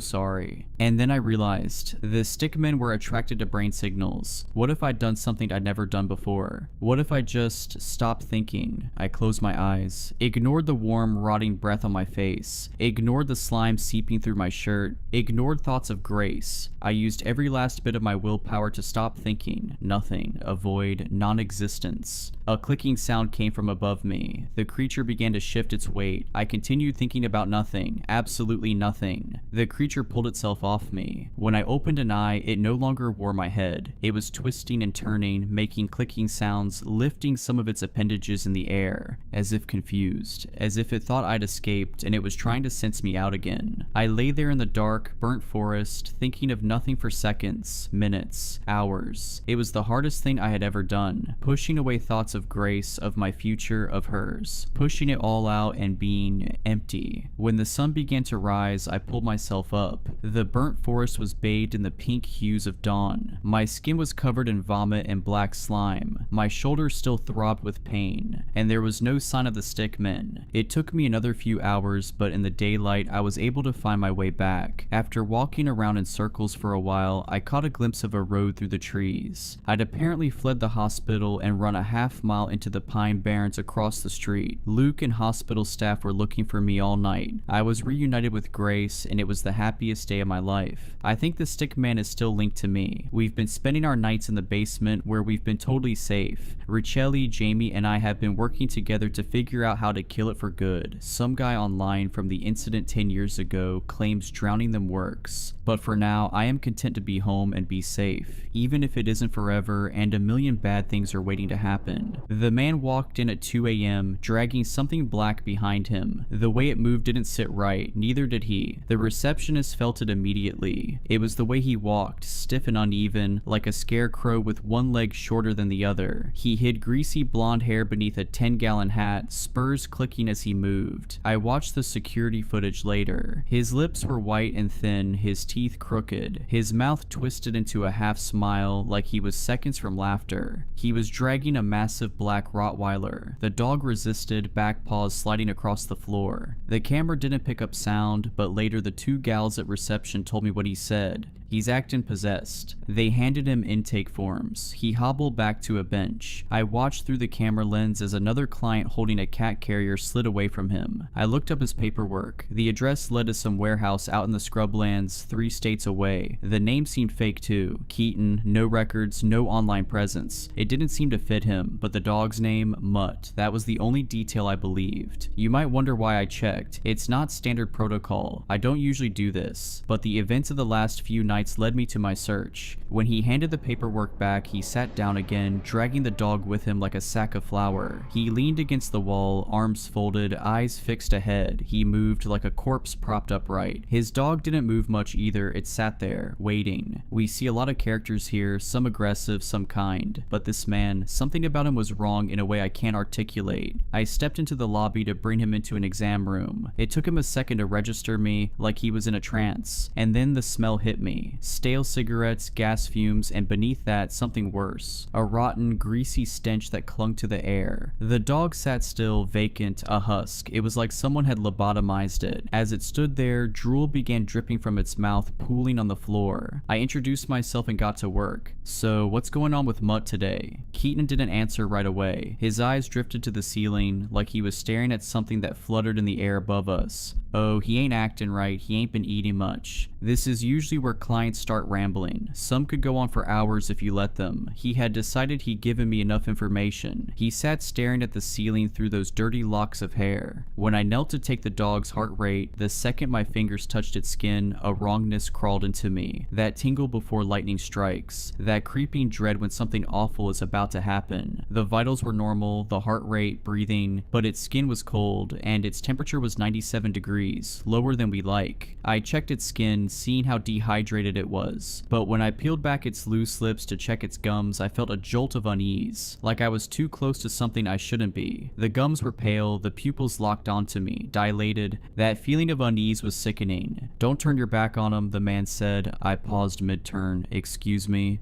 "If you're gonna walk from him, do it facing. Otherwise, something bad might happen." I exhaled, irritated. He'd watched me get close to the dog, lean in, take its temperature, listen to its heart rate. Yet now was the time he decided to warn me it was aggressive. I liked this situation less and less. The man, the dog, the way this whole situation ached in my gut. I backed away, facing the dog. It watched me like I was prey, like I was meat. A few moments later, our on-site emergency veterinarian, Dr. Harcum, came in. Old school, no nonsense. He and Keaton exchanged few words. The vet recommended blood work and an overnight stay with an IV fluid drip. The dog needed warming up too. Keaton never lost that dumb smile, that half-cocked grin, like something was hilarious, but he nodded, accepted the treatment plan. We went to take the dog into the back treatment area. I slipped a muzzle on, of course, and that's when I noticed how the dog refused to walk. The owner had dragged it behind him earlier, but now it wasn't acting lethargic. I could see in its eyes it was choosing not to move. It was being obstinate. I had a larger male staff member, Ryan, carry the dog for me. As he picked it up, he glanced at me. We didn't exchange words, but I knew he felt it too. Not only the dog. The air itself seemed to hum with an unearthly feeling. When we went to draw blood from its jugular, it didn't even react. Ryan held the dog steady, hands firm on either side of its head, jaws up. The needle slipped in, the syringe filled, the blood felt lukewarm. It didn't feel like it had just been pumping through a live body. I ran it through the machines and it confirmed mild dehydration with some elevated lipase values indicating mild pancreatitis. We placed it in a heated kennel, tucked it under blankets, and hooked up the IV catheter. Keaton was gone, but relief was fleeting. Mutt remained, and with him came something unseen, a presence thick as fog, pressing in from all sides. That was 3 days ago. That night was quiet, rare for an emergency hospital. We had another dog kennel 2 spaces down from the Rottweiler. It was a cattle dog that had undergone emergency laparotomy. It had been doing fine, normal vitals, good appetite, responsive. 2 hours later, I crossed into the back animal ward to check on it. The cattle dog was dead. It had torn open its own incision. The cone lay discarded. It hadn't just licked or nibbled, it had utterly and completely dismantled itself. Even when coils of intestine unfurled from its abdomen, it kept biting at those guts. The dog had attacked his own innards as if they were coiled vipers waiting to lunge. The dog was in a wet slump, head limp against the floor. The blood ran in bright ribbons, swirling toward the kennel drain behind him. I heard the gentle slurp of the blood sucking down the drain. The kennel was a bloodbath. It streaked the walls, spattered the ceiling. His intestines had leaked a mixture of bile and digested sludge. The cattle dog's eyes were vacant orbs, glistening in the light. I stood still for a moment, taking in the horror, the scope of this violence. And 2 kennels down sat Mutt, eyes focused on my task, no expression on his stoic face. Fluid drip running, heater humming. There was only the sound of the blood in the pipes. Mutt didn't pant, he didn't whine. His eyes reflected the fluorescent light, and for one sickening second, they looked almost human. Dr. Harcum made the call, but I heard every word, every choked sob through the thin walls of our office. The owner didn't cry, they wailed. I'd seen plenty of death in this job, but this was different. This wasn't bad luck. Something else had its hands in this. The mood in the hospital shifted palpably. In all my years, I'd never seen a dog unzip itself like a gym bag and spill out its intestines. His eyes followed every movement, the bloody towels, the mop buckets, the cattle dog-sized body bag, zip-tied and labeled. That night was quiet, but it didn't feel like a break. I imagined I was in a field staring at thunderheads form like warships in the distant sky. That feeling was the promise of something worse to come. At some point, hours after the cattle dog's death,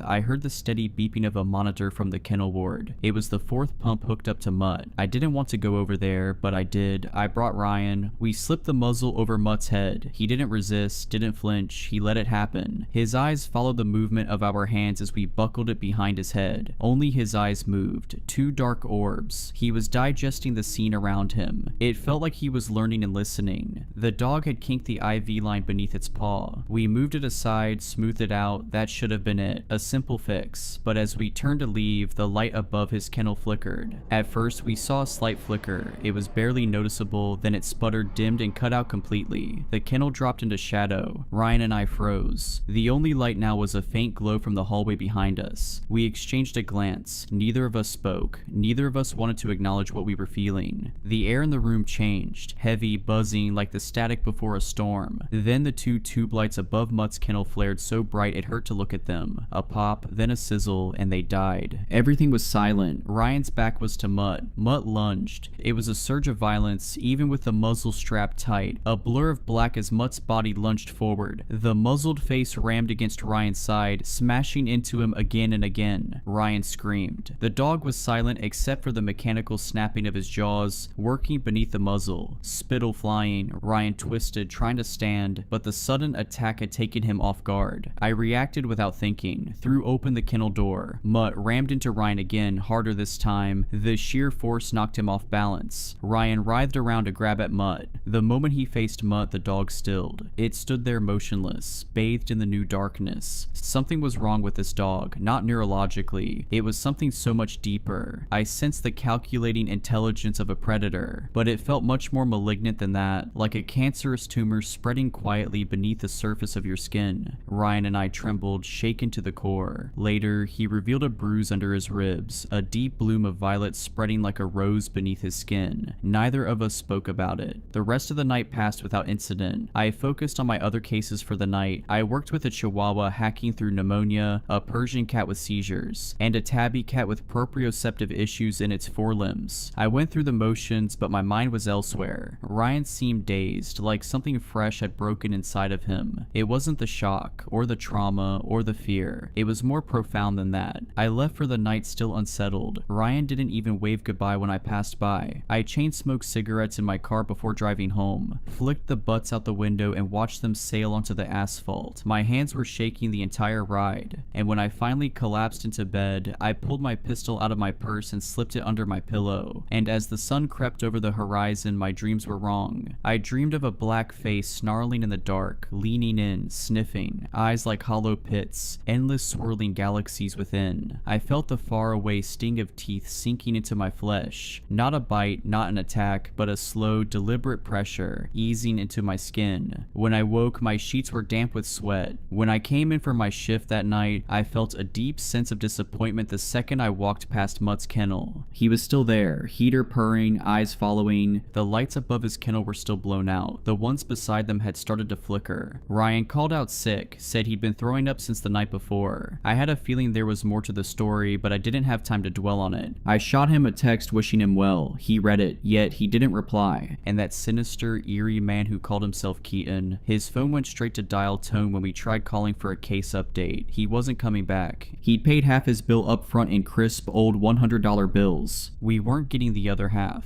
The night was busier. I told my manager we shouldn't put any other dogs in that ward, but we didn't have a choice. Our small animal ward was on the other side of the building, but for the larger dogs, they had to go there. We admitted a Great Dane with liver disease. There was nowhere else to put him, so I placed him in the kennel farthest from Mutt, 2 down from the cattle dog that had ripped itself apart. When I went back to check on them 10 minutes later, I stopped cold. Mutt's kennel was wide open. The latch was undone. The door swung open. He wasn't on fluids anymore. Someone must have taken him off. There was no beeping fluid pump, and there was no sign of how the door had opened by itself. This part of the facility was desolate this time of night. Mutt was sitting right at the threshold, slack-jawed and unblinking. I shut the kennel, latched it, and then I left the room. I returned with 2 plates of food. Immediately I felt nauseous. The kennel was wide open again. I hadn't heard a sound, hadn't seen the door move. The only way to unlatch these kennels is with hands, with opposable thumbs. I was certain no one had been back here while I grabbed the cans of food. I slammed it shut again, this time locking it with a makeshift carabiner clip. I slid 1 plate of food under each kennel. I gave low-fat wet food for the Dane and critical care wet food for Mutt.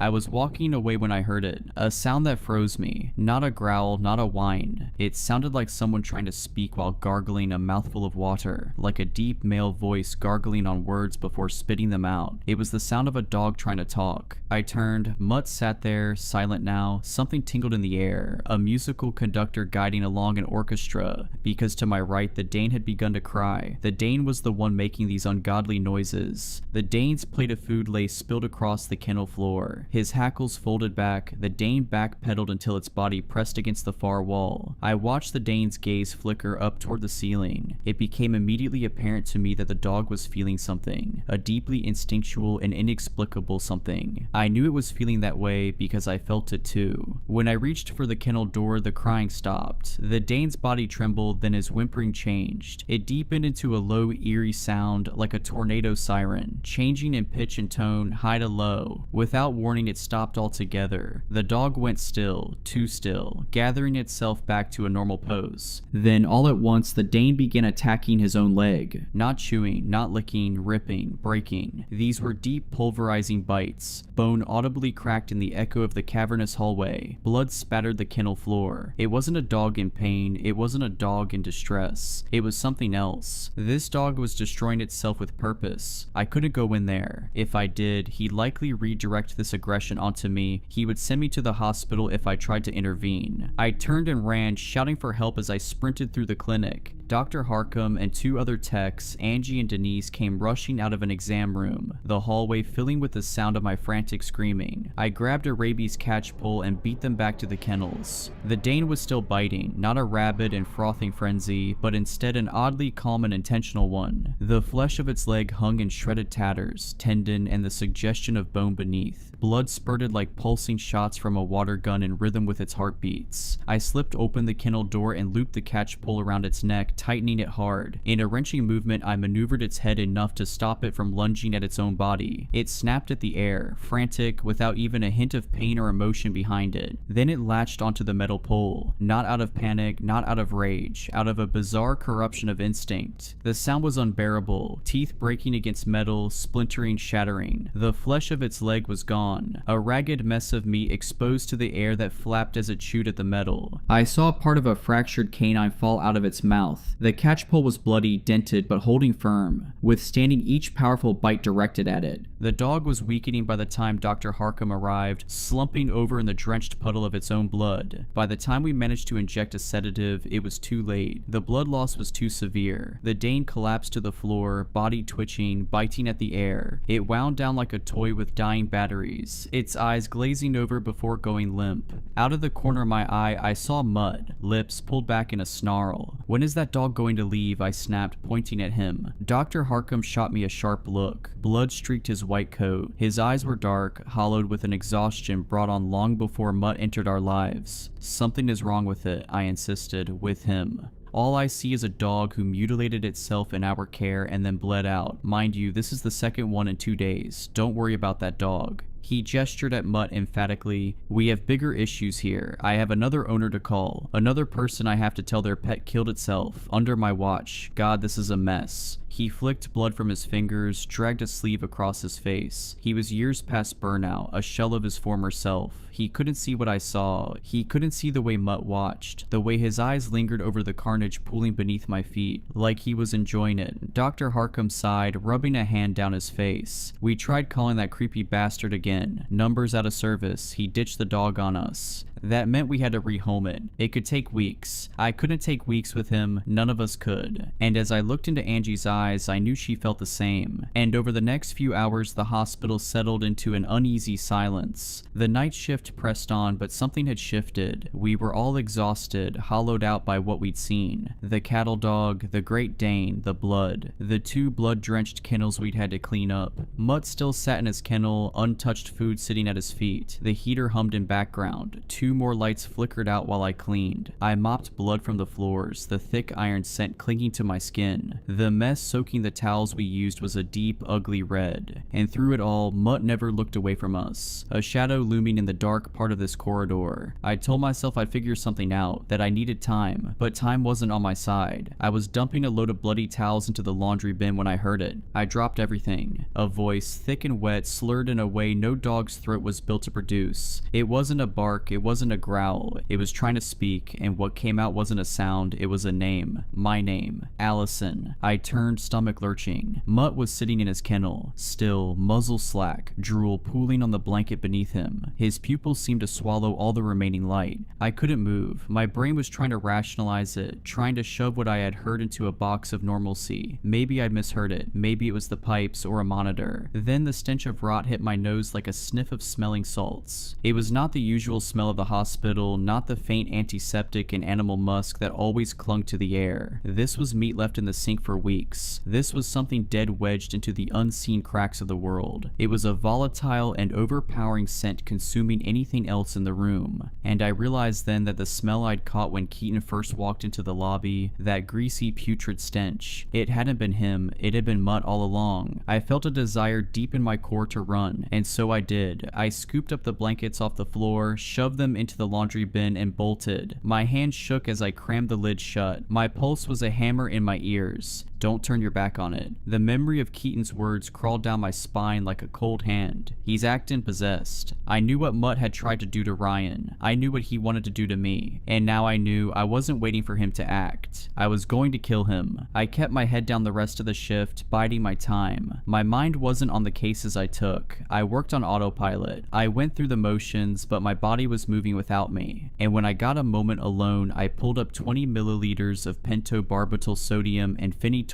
sodium solution. It's a medication called Euthasol. In other words, it's that sparkling pink liquid we in the veterinary field use to put animals down. I drew up enough of the stuff to kill a dog twice Mutt's size. There'd be a discrepancy in the controlled substance log, but I could smooth it out over the next few weeks. A couple of slightly higher doses given on euthanasia cases. If I logged these with enough time between them, I was confident no one would notice. I locked the cabinet, slid the syringe into my pants pocket. By doing this, this, I was committing a crime, breaking DEA laws. I could lose my license, my career, even end up in jail. But deep in my bones, I knew one thing for certain. That thing in the kennel, whatever it was, it needed to die. The next morning when I arrived for my shift, the hospital was heavy with grief. Everyone was crying because it turned out Ryan was dead. He'd taken his own life in his trailer sometime after leaving work. No details, no explanation. He was there one day, then he was gone the next. The police had come by to inform us. They didn't stay long, didn't need to. I knew then. Ryan's death cemented what I had to do in my mind. I couldn't wait until another dog was placed in those kennels, until another staff member was pushed over the edge. So I worked through the grief, through the horror, pushing it all into a place I'd deal with later. I waited for the right moment, a lull between shift changes. When staffing was light, I approached Mutt's kennel. He cocked his head, his eyes tracking my movements. He looked almost expectant. I opened the kennel door and slid the muzzle over his face. My hands moved with a sharpness I hadn't felt before. I yanked the straps too tight, a bit of malice in my actions. My pulse was steady. I held Mutt's paw, feeling for the vein, my other hand already slipping the needle beneath the skin. The syringe in my palm felt hot. I pushed the plunger, forcing the thick pink liquid into his vein. It was a heavy dose, too much for even the largest dog, but I pushed every last drop. Normally, euthanasia is instant. A body slumps, the muscles relax, and life fades like a deep exhale. Their eyes stay open, but they flood with vacancy. Mutt didn't move. His chest still rose and fell in a slow, steady rhythm. His muscles remained locked, rigid. His pupils, wide and black, never left mine. This dose should have ended him. This dog should be dead. The hallway lights flickered. One by one, the bulbs sizzled out, plunging the kennel ward into a profound darkness. The air thickened, heavy with the weight of something unseen. The heater shuddered to a stop. The only glow now came from the exit sign at the far end of the hall, casting a weak green wash over the kennels. The shadows seemed to twist and dance around me. I felt adhered to the spot, unable to move. The door to the kennel slammed shut behind me. My breath hitched. The silence was absolute now, only interspersed with the slow, wet rasp of Mutt's breathing. I could feel him in the dark, the weight of his presence gnawing at the air. The voice came from before me, deep into the churning pool of shadows further back into the kennel. A sound like vocal cords cut like strings and hidden beneath a mound of scar tissue. A broken, misshapen mouth trying to shape words. The vowels stretched, dripping with something slick and inhuman. My stomach lurched. I reached for the latch, fingers fumbling, but my hands were slick with sweat. My breathing was too loud. The darkness pressed in. The rot smell thickened, crawling up my throat. Then I felt it. A cold, dead hand closed around my ankle. I choked on a scream. My body jolted as something gripped me. Those jagged fingernails pressed against the fabric of my scrub pants. The air rippled in an electric wash. The sensation of static snapped against my skin. I turned in a single heaving motion and I ran. The kennel door gave way beneath my shoulder and I burst into the hallway, feet pounding against the tile. Behind me, I heard the kennel door smash open. The sound of paws, heavy and fast, hitting the ground. He was coming. I sprinted blindly through the dark, running my fingers along the wall as I searched for the end of the hallway. When I reached it, my fingers scraped against the smooth wood. For a time, completely unable to find a knob, a latch, my fingers graced only an endless surface. Paws pounded closer behind me. I swear I heard more than one set of them. It almost sounded like a quiet herd. There was no growling, no snarling, no warning. Just the rush of movement in the dark. A silent freight train barreling toward me. So I spun, pressing my back against the door. The darkness beyond was absolute, thick and suffocating. The emergency exit sign glowed faint above me, swallowing the building in a weak neon glow. The slap of paws on tile stopped, and I saw the faint outline of a hunched beast. A panther crouched behind brush, seeking out its prey. Breathing filled the void, slow, wet, and thick with malice. Then, a whisper of movement so close I felt the air shift around my face. I turned and bolted down the hall. Instinct drove me forwards without thought or plan. My body simply moved on its own accord. I reached my locker, yanked it open, hands scrambling for my purse. The air shifted, a weight pressed close. I felt it before I saw it. A swirling black hole yawning open behind me. My fingers closed around cold metal, the grip of my handgun. I turned and I raised the barrel towards the faint figure I could make out in the darkness. and I fired. The first shot lit up the hall like a camera flash. In that brief flicker, I saw him, that snarling grin. The second shot, the third. His body jerked, but he didn't fall. My ears buzzed with each concussive shot. In the green shimmer of the exit sign, I saw that his lips were still curled back in that awful rictus. The sixth and final shot hit its mark. The left side of his skull caved inward, the muzzle of his face blown apart where the bullet had exited. Even in the thin light, I saw how his jaw sagged open, how that tongue flopped out limp, and even as he fell, his head twitched. A violent, unnatural snap of movement. A thick, wet pop echoed. He swayed, then finally, he collapsed in a heap all at once. I stood there, gun trembling in my hands, ears ringing. The darkness still pulsed around me, thick and heavy, pressing in from all sides. Then footsteps, shouts, voices. Someone grabbed my arm, yanking me back. The lights flickered, buzzed, then flared back to life, and for the first time, I saw what I had done. One shot had buried itself in the tile. The rest had hit him. Mutt lay on his side, his head a ruin of blood and bone. His chest rose once, twice. Then he went still. The bite muzzle was missing. He must have pulled it off somewhere during the chase. I didn't move. The hospital swarmed with police. I don't know who called them or when, but they arrived fast. A slew of questions. I registered almost nothing in my haze. They took me into the back office,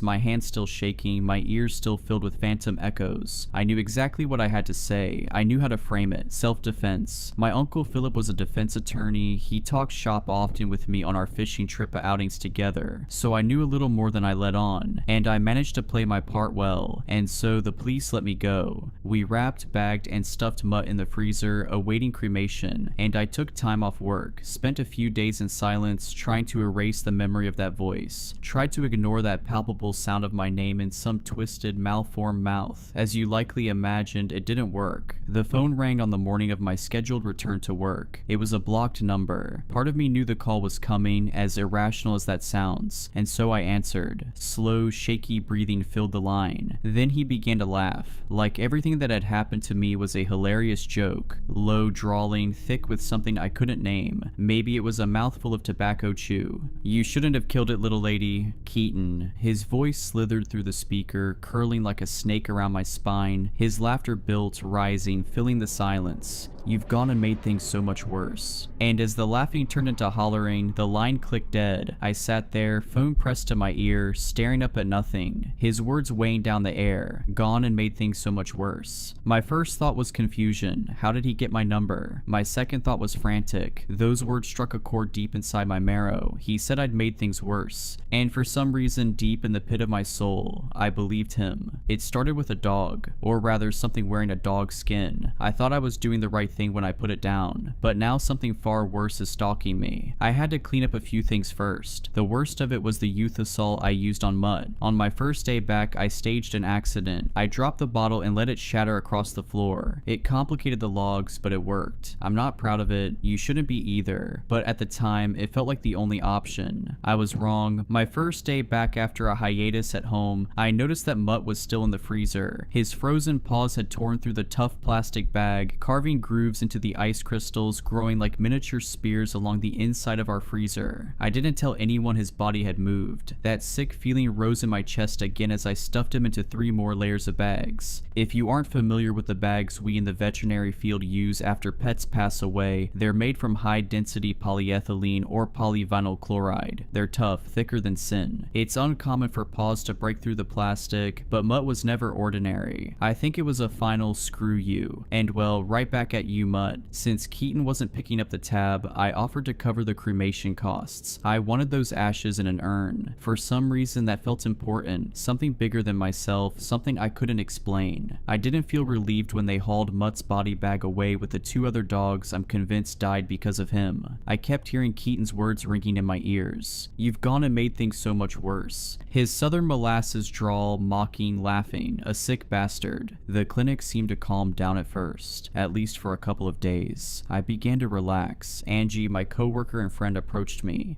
Did you hear how Ryan did it? I shook my head quieter than usual, trying to show her I wasn't interested. Part of me blames myself for his death. I know how irrational it sounds, but the human mind is a sinister thing. Grief doesn't care about logic, it only cares about consuming, taking, destroying. She continued, he stabbed himself with a letter opener. My cousin works as a highway patrol officer. He got all the details on it. It's horrible, Allison. He stabbed himself so many times. Please stop, I can't. The tears were already welling in my eyes. She reached out a hand to comfort me, but I brushed past it and locked myself in the bathroom. I spent 10 minutes gripping the sink, struggling to steady my breathing. The rest of the shift passed without incident. It was monotonous and calmer than it had been since I shot Mutt in the hallway. Angie was working a back-to-back double that night, something that had unfortunately become more common in recent years as our clinic struggled with chronic understaffing. They asked if I could cover another shift too, but I said no. After everything I'd seen, everything I'd done, there weren't enough sane pieces of me left to give. That night, I settled into bed, my gun tucked under my pillow. The trailer was quiet, just the sound of wind outside, a high-pitched whooshing that rattled the walls every so often, but I found it almost soothing. As I lay there, closing my eyes, I saw it, a snarling, statuesque black Rottweiler, eyes like two bottomless pits. He moved through the trailer toward me, his presence a creeping weight in the dark. Then I looked down. Instead of paws, he had 4 pale hands, their flesh blending seamlessly into the black fur of his limbs. He strode forward. I couldn't move. Every muscle in my body locked up, frozen in place as he slunk beneath the foot of my bed. I tried to open my eyes to wake up from the nightmare, but they were open, and I wasn't sleeping. A hand rose over the mattress edge, another followed. I felt the weight of them press down, the mattress sinking beneath an unseen force. It felt so real, too real. Then the snout emerged, slow and deliberate, rising above the sheets like a shark breaking the surface of the ocean. It drained the room of anything good, anything right. Only the ache of loneliness remained, a gnawing darkness spreading through me. I felt like I was sinking into a bottomless pit, falling endlessly. The stench of rotten meat filled my nostrils. The grinning maw loomed inches from my lips. Eyes burned into mine, wide and unblinking. A string of drool pressed against the skin of my neck. The mouth began to open, yawning. Each serrated edge gleamed in the moonlight, lining the jaws in jagged, overlapping rows. The clicking of bone filled the silence as the jaw pried open past natural limits, tendons slipping and joints straining. It kept widening, the gaping maw stretching farther than anything human or animal should be able to. Hot, damp breath washed over my face. My teeth clenched, the mouth inched forward, slow and deliberate, savoring the moment. Every nerve in my body screamed to move, to fight, but I was frozen, paralyzed beneath the weight of its presence. The gaping maw hovered inches above my face, the serrated edges of its jaws twitching in anticipation. I could see the glistening sinew stretching as the jaws prepared to snap shut, feeling the unbearable heat of its breath seeping into my skin. A low guttural growl rumbled from deep within its throat, vibrating through the mattress, through me. My pulse pounded against my temples, drowning out everything but the sound of that grinding, clicking jaw. Then my phone rang. The sudden chime shattered the moment, a blinding flash of light flooding the room. The weight lifted in an instant. The monstrous shape dissolved like mist, vanishing into the shadows as if it had never been there. I was moving before I realized it, gasping for air, clutching my chest. My heart hammered within me like the hooves of a war horse, my limbs trembling as I scrambled upright, searching the darkness for any lingering sign that it had truly gone. Had I experienced sleep paralysis, something worse? I heard my trailer door slam shut. I picked up the phone and flicked on the lamp by my bed. I heard a loud wailing siren and the sound of wind on the other line. My eyes were too blurry with tears to read the contact name. Oh, Allison, check the news. It was Dr. Harcum. He sounded out of breath. I grabbed my remote and flicked on the television and thumbed it to a local news station. Dr. Harcum breathed heavy in the background. We are here on the scene of what is now suspected to be an incident of arson. Firefighters struggled to put out the blaze, although they stopped it from spreading to nearby buildings. I felt the world glaze over. I watched a team of yellow-clad firefighters picking through the cinders of my old workplace. God, half the roof was slumped in. The place was licked with flames. I recognized little pieces of a much larger puzzle, smashed and burned. I still clutched the phone to my head as I watched the firefighters pick through the ruins of an intimate part of my life. It was gone, just like Ryan. Angie, she didn't make it out. Dr. Harcum choked out a sob. A man who I'd worked with for years and had never seen shed a tear before began sobbing brain on the other line. This was a 60-something ranching vet who didn't take crap from anyone, a man carved out of the New Mexico dirt, tougher than the rest of us, and he was crying. I steeled myself, choking back my tears. Angie had been a friend, closer than Ryan. She'd burned to death in that building. What happened? Tell me everything, I said, forcing down the swell of emotion. I think it was that creepy guy, that blonde guy Keaton. We were working the shift when a container of gasoline with a lit rag was tossed through the back window into the doctor's office. It engulfed the place in flames in seconds. We lost some patients too. His voice wavered, struggling to stay steady. I don't know who would do that. Why? What did we ever do to that inbred piece of crap? So senseless. God, I told the police everything. This was beyond them, beyond what the police could understand. I'd sound insane if I told them everything. Even after I'd blown Mutt's jaw apart, I had omitted so much from my statement. Keaton didn't need a motive. He felt like it was ancient, a force of chaos that existed only to sow pain and reap a harvest of blood. He didn't need a reason, Doc, not to drop off that monster, not to burn down our clinic. He wanted us to suffer. He wanted to watch us die. Dr. Harcum was silent for a moment, my words hitting him like a blow. I have to go, he finally said. The police need a more detailed statement. Be safe, Allison. The line went dead. Another victim. Angie. Gone. Another life swallowed by the plague of tragedy I couldn't begin to understand. My hand trembled, not only from the horror of what I'd experienced, but from the weight of everything I'd lost. From the thought of Ryan's brutal self-destruction. Some creeping apocalypse had wandered into my life, and it was clear now it intended to stay. I couldn't sleep again. I didn't even try. My phone buzzed with texts from friends, family. One missed call stood out. My old friend Joe. Navajo Joe we used to call him, always with a grin. He just laughed, that handsome, tough son of a gun. I should have called them all back immediately, but I had other more pressing things to do first. I gathered my belongings, flipped open the cylinder of my revolver, and loaded a cartridge into each chamber. The compact 9mm felt solid in my grip, its matte finish worn smooth from years of use. Despite its small frame, the steel carried weight, reassuring and steady. I tossed a couple of ammo boxes into my purse, the rounds light but lethal, their copper-jacketed tips catching the dim glow of my bedside lamp. From the top of my cabinets, I pulled down an old wooden cigar box. Inside was a couple $1,000s I'd stashed away for emergencies. If this wasn't an emergency, I didn't know what was. I sat on the porch of my trailer, a cigarette pinched between my fingers, watching the sun claw its way over the horizon. Smoke curled into the air, twisting in the breeze, vanishing into nothing. By the time morning fully arrived, I'd burned through the whole pack. I checked my watch. The crematorium would be opening soon. They'd taken Mutt's body a couple of days ago. I needed to convince them to put Mutt at the top of the cremation list. My old Buick truck started with a low rumble, the engine purring to life. A gift from my late father, it had been his pride and joy. I reached up to adjust the rearview mirror and froze. A spiked black collar hung from it, tags jingling softly as I brushed against them. Mutt.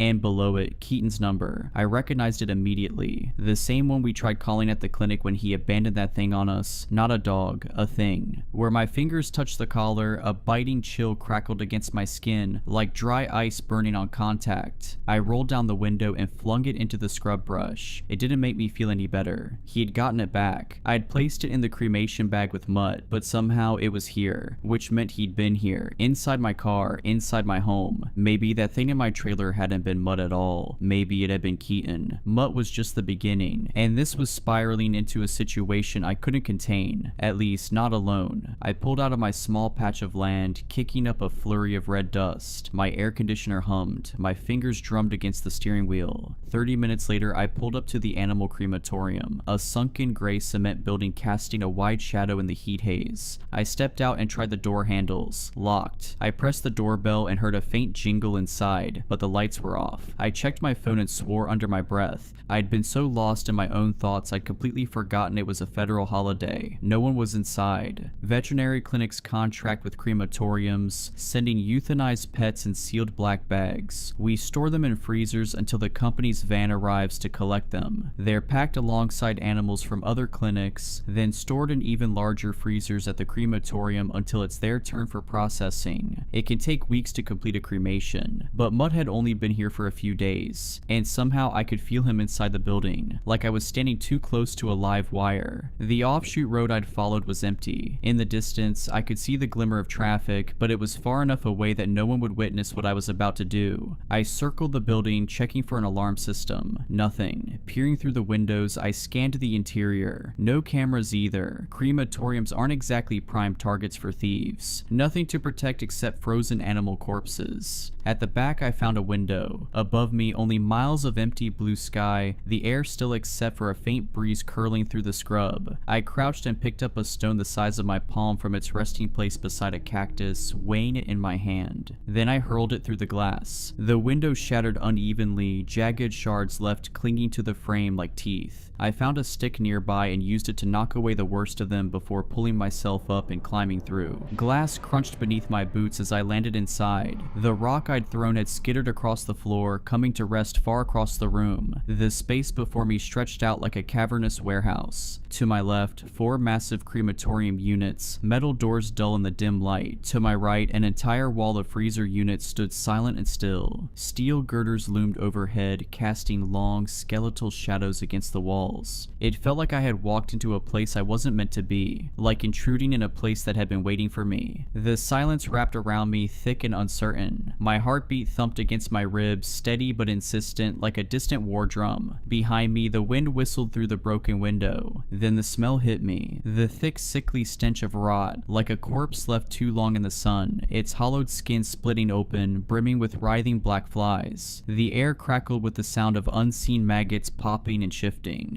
A sudden thump made me jerk toward the freezers. One of the lids lifted, then fell with a hollow clunk. I watched, my breath caught in my throat as the white top rose and dropped again, like a mouth opening and closing. Then another freezer began knocking against itself, and another. Then they all started. The sound grew into a chaotic, discordant symphony. The freezers shuddered, vibrating against the floor, scraping and twisting from their original positions. Then, all at once, the room fell still. Silence dawned. Then, with a deafening crash, the first freezer that had started thumping was hurled 10 feet across the floor. It flipped onto its side, metal screeching as it scraped across the concrete, body bags spilling from the burst seam. It slammed into one of the crematorium units, the impact tearing the freezer door clean off. The lid skidded across the floor, crashing into the wall with a metallic clang. And in the middle of the wreckage lay the triple-bagged corpse I recognized all too well, Mutt. His body was rigid, frozen stiff inside the thick layers of plastic. The paws pressed outward, twitching. I heard bones grinding, joints twisting, the sickening sound of something forcing itself to move when it shouldn't. The stiff limbs pushed against the plastic like a baby kicking from inside the womb. I felt eyes on me, burning pupils watching from behind. Shadows stretched and shifted in my periphery, but I couldn't take my gaze off the thing in front of me. The dog I had shot, the one with the caved-in skull, the one I had pumped full of euthanasia solution, the one that had been locked in a freezer for days. I spotted a square point shovel leaning against one of the cremation units, caked in ash. I grabbed it, feeling the rough handle bite into my palm, and charged forward. I swung it down with all the force I could muster. The first strike split the thick plastic, sending frozen chunks of flesh spraying across the floor. Mutt's ruined head tumbled free. His frost-glazed eyes caught the dim light, and his shattered lower jaw smacked against the concrete, twitching. It was too frozen to bite, too stiff to do anything but thrash in mindless, spasmodic movements. My pulse thundered in my ears. The wind outside howled through the broken window, its pitch rising into something shrill, almost human. The shadows behind me deepened. I swung again. The shovel blade carved through tendons, severing the spine at the neck. The paws inside the torn body bag spasmed, clawing at nothing. I kept going, hacking away at the frozen flesh until the head detached completely with a final sickening crunch. The wind howled louder, but I could sense that it wasn't only the wind behind me anymore. I turned. Keaton. He loomed in the broken window, impossibly tall. His body twisted to fit through the jagged frame. One hand gripped the windowsill, fingers digging into the crumbling concrete, the other obscured in the shadows. His filthy blonde hair hung limp over a face that wasn't quite human. His neck stretched forward, grotesquely elongated, the vertebrae bulging beneath thin, sallow skin. It didn't just extend, it coiled, folding over itself like an accordion, fluid yet wrong in every conceivable way. The angle of it made my stomach twist. His eyes were red, raw, pools of blood where the whites should have been, and they pinned me in place. The pupils were black, dull, the color of tarnished coins left to rot in the dirt. He inhaled, slow and deep, dragging in the air like he was tasting it, and then his lips split apart, curling into a grin that stretched too wide, splitting cheek to cheek as if his skin could barely contain it. His chest heaved, a silent laugh rippling through him, and his head, God, his head was so much closer than it should should have been. His clicking, sinuous neck had stretched impossibly far into the room, casting a long, warped shadow that swallowed the space between us. Mutt's body writhed behind me, flopping against the concrete like a fish without a head. The sickening smacks echoed through the cavernous room, each one more desperate, more wrong. I backed away from Keaton, slow and deliberate, my pulse hammering in my ears. He didn't speak, he just breathed deep and slow, savoring the moment, drinking in my fear like it was red wine. The wind whispered through the broken window, stirring the air between us. Then his other arm rose, unnatural in its movement, the elbow joint clicking as it bent at a disturbing angle. His hand curled around something, lifting it up like a prize. At first I couldn't make sense of it, a dark matted thing, limp and swaying slightly. Then I saw how his fingers had sunk into it. His middle and ring fingers were buried deep in gaping eye sockets. His thumbs screwed into the crown of the head like he was gripping a bowling ball. The realization hit me like the blare of a car horn on a pitch black road. Ahead, a human head. The jaw hung slack, twisting from side to side with every minute shift of Keaton's grip. Blood clung to the torn skin in slick, wet strands. I knew that face. Dr. Harkham. The breath hitched in my throat and I staggered back without thinking. A mistake. White-hot pain seared through my calf.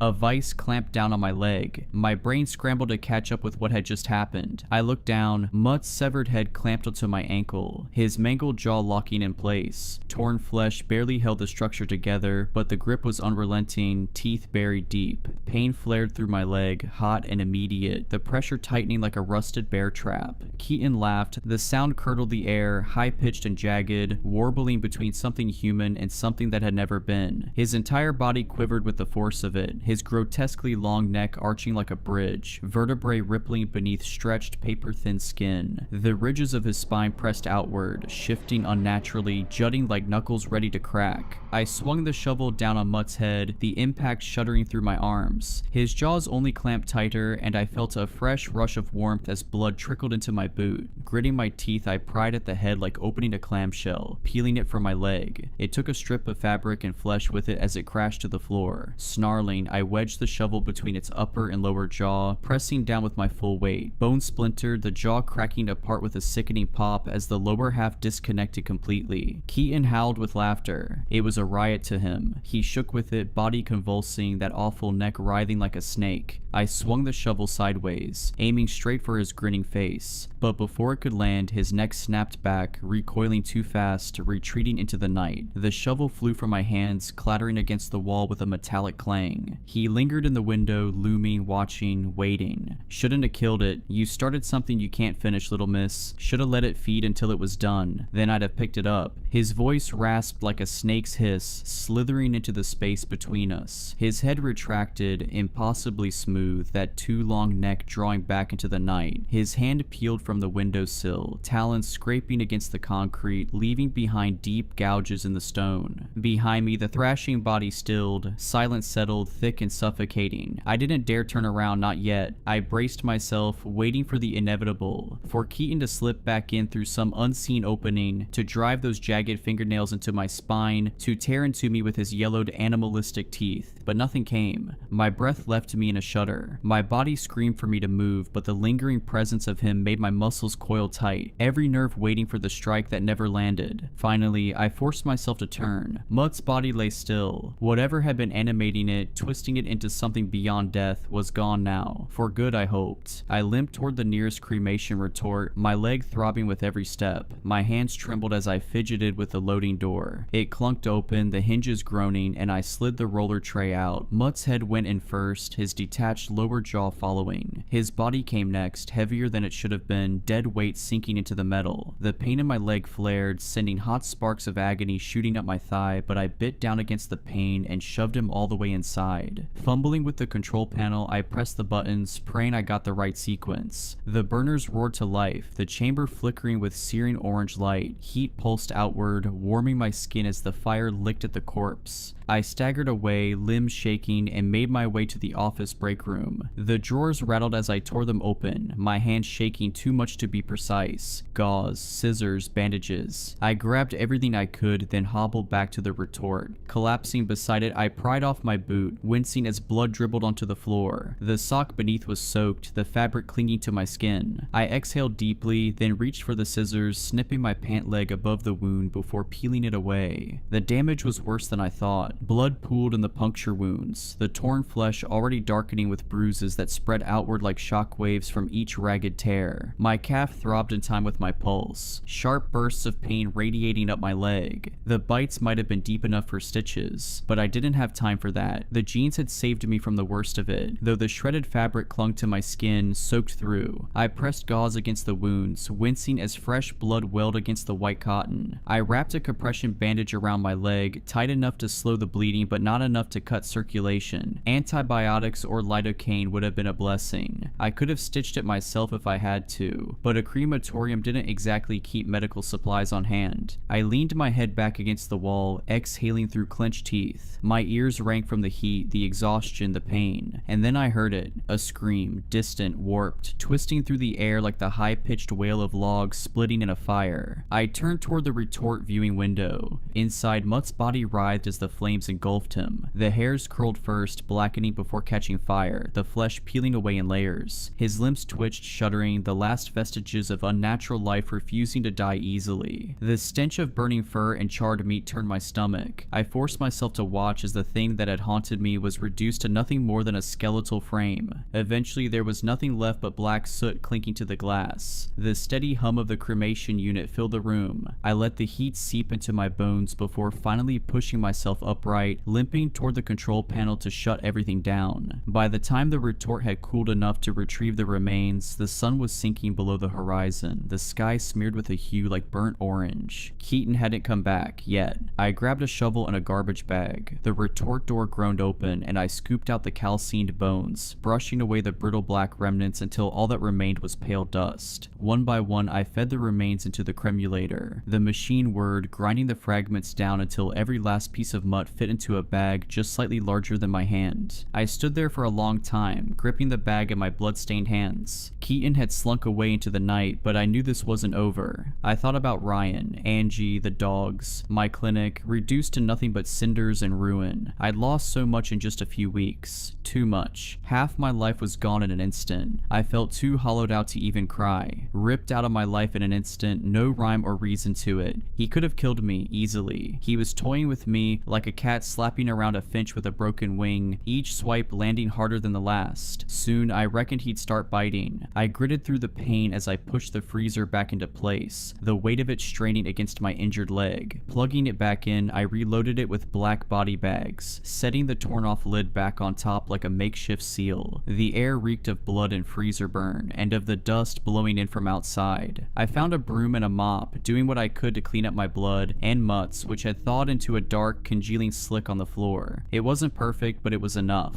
Stepping outside, I checked both ways. Nothing but dirt and desert weeds stretching into the distance. The silence out here wasn't comforting. It was heavy, pressing down like a held breath. The dread never left. Sliding into my car, I turned the key. The engine rumbled to life, a sound that grounded me, if only for a moment. I set Mutt's bag of ashes on the passenger seat, staring at it like it might start moving again. Then I saw something in the footwell, something round, hollow sockets where fingers had pressed deep and firm. Dr. Harcum's head, a parting gift. Bile rose in my throat, but I swallowed it back, forcing my breathing steady. I'd had a tough life growing up. I knew how to push things down, bury them deep. I grabbed an old jacket from the back seat and tossed it over the round heap. At least I didn't have to look at him like that anymore. Then I did the only thing I could do. I called the one person who might be able to do something about this. The only one who might be able to pull me from the riptide I was drowning in. Joe. My buddy from high school. I hadn't talked to him in years, but I'd missed his call this morning. That had to mean something. The dirt road stretched toward the main highway as I drove, my hands gripping the wheel tighter than they needed to. He picked up on the second ring. Allison, thank God. Tears welled at the corners of my eyes. God, Joe, it's been so long. I saw the news. I know you worked there. I had to see if you were okay. Joe, I need to talk to you. Something's after me. It's been after me since I first saw it a few weeks ago. I need your help. A dog came into my clinic. Bad luck. Thing turned the building into a slaughterhouse without so much as a blink. Silence. The joy in his voice faded, melted away like chocolate left too long in the sun. Outside, the sky burned with the last light of day, the sun dipping toward the edge of the world, flaring one final orange goodbye. That's not just bad luck, Allison. That's something else. Something old. That's bad medicine. Joe clicked his tongue the same way he used to. The sound hit something deep in my chest, a crack in my ribs I hadn't noticed forming until now. I should have called him sooner. Maybe things would have turned out differently, maybe not.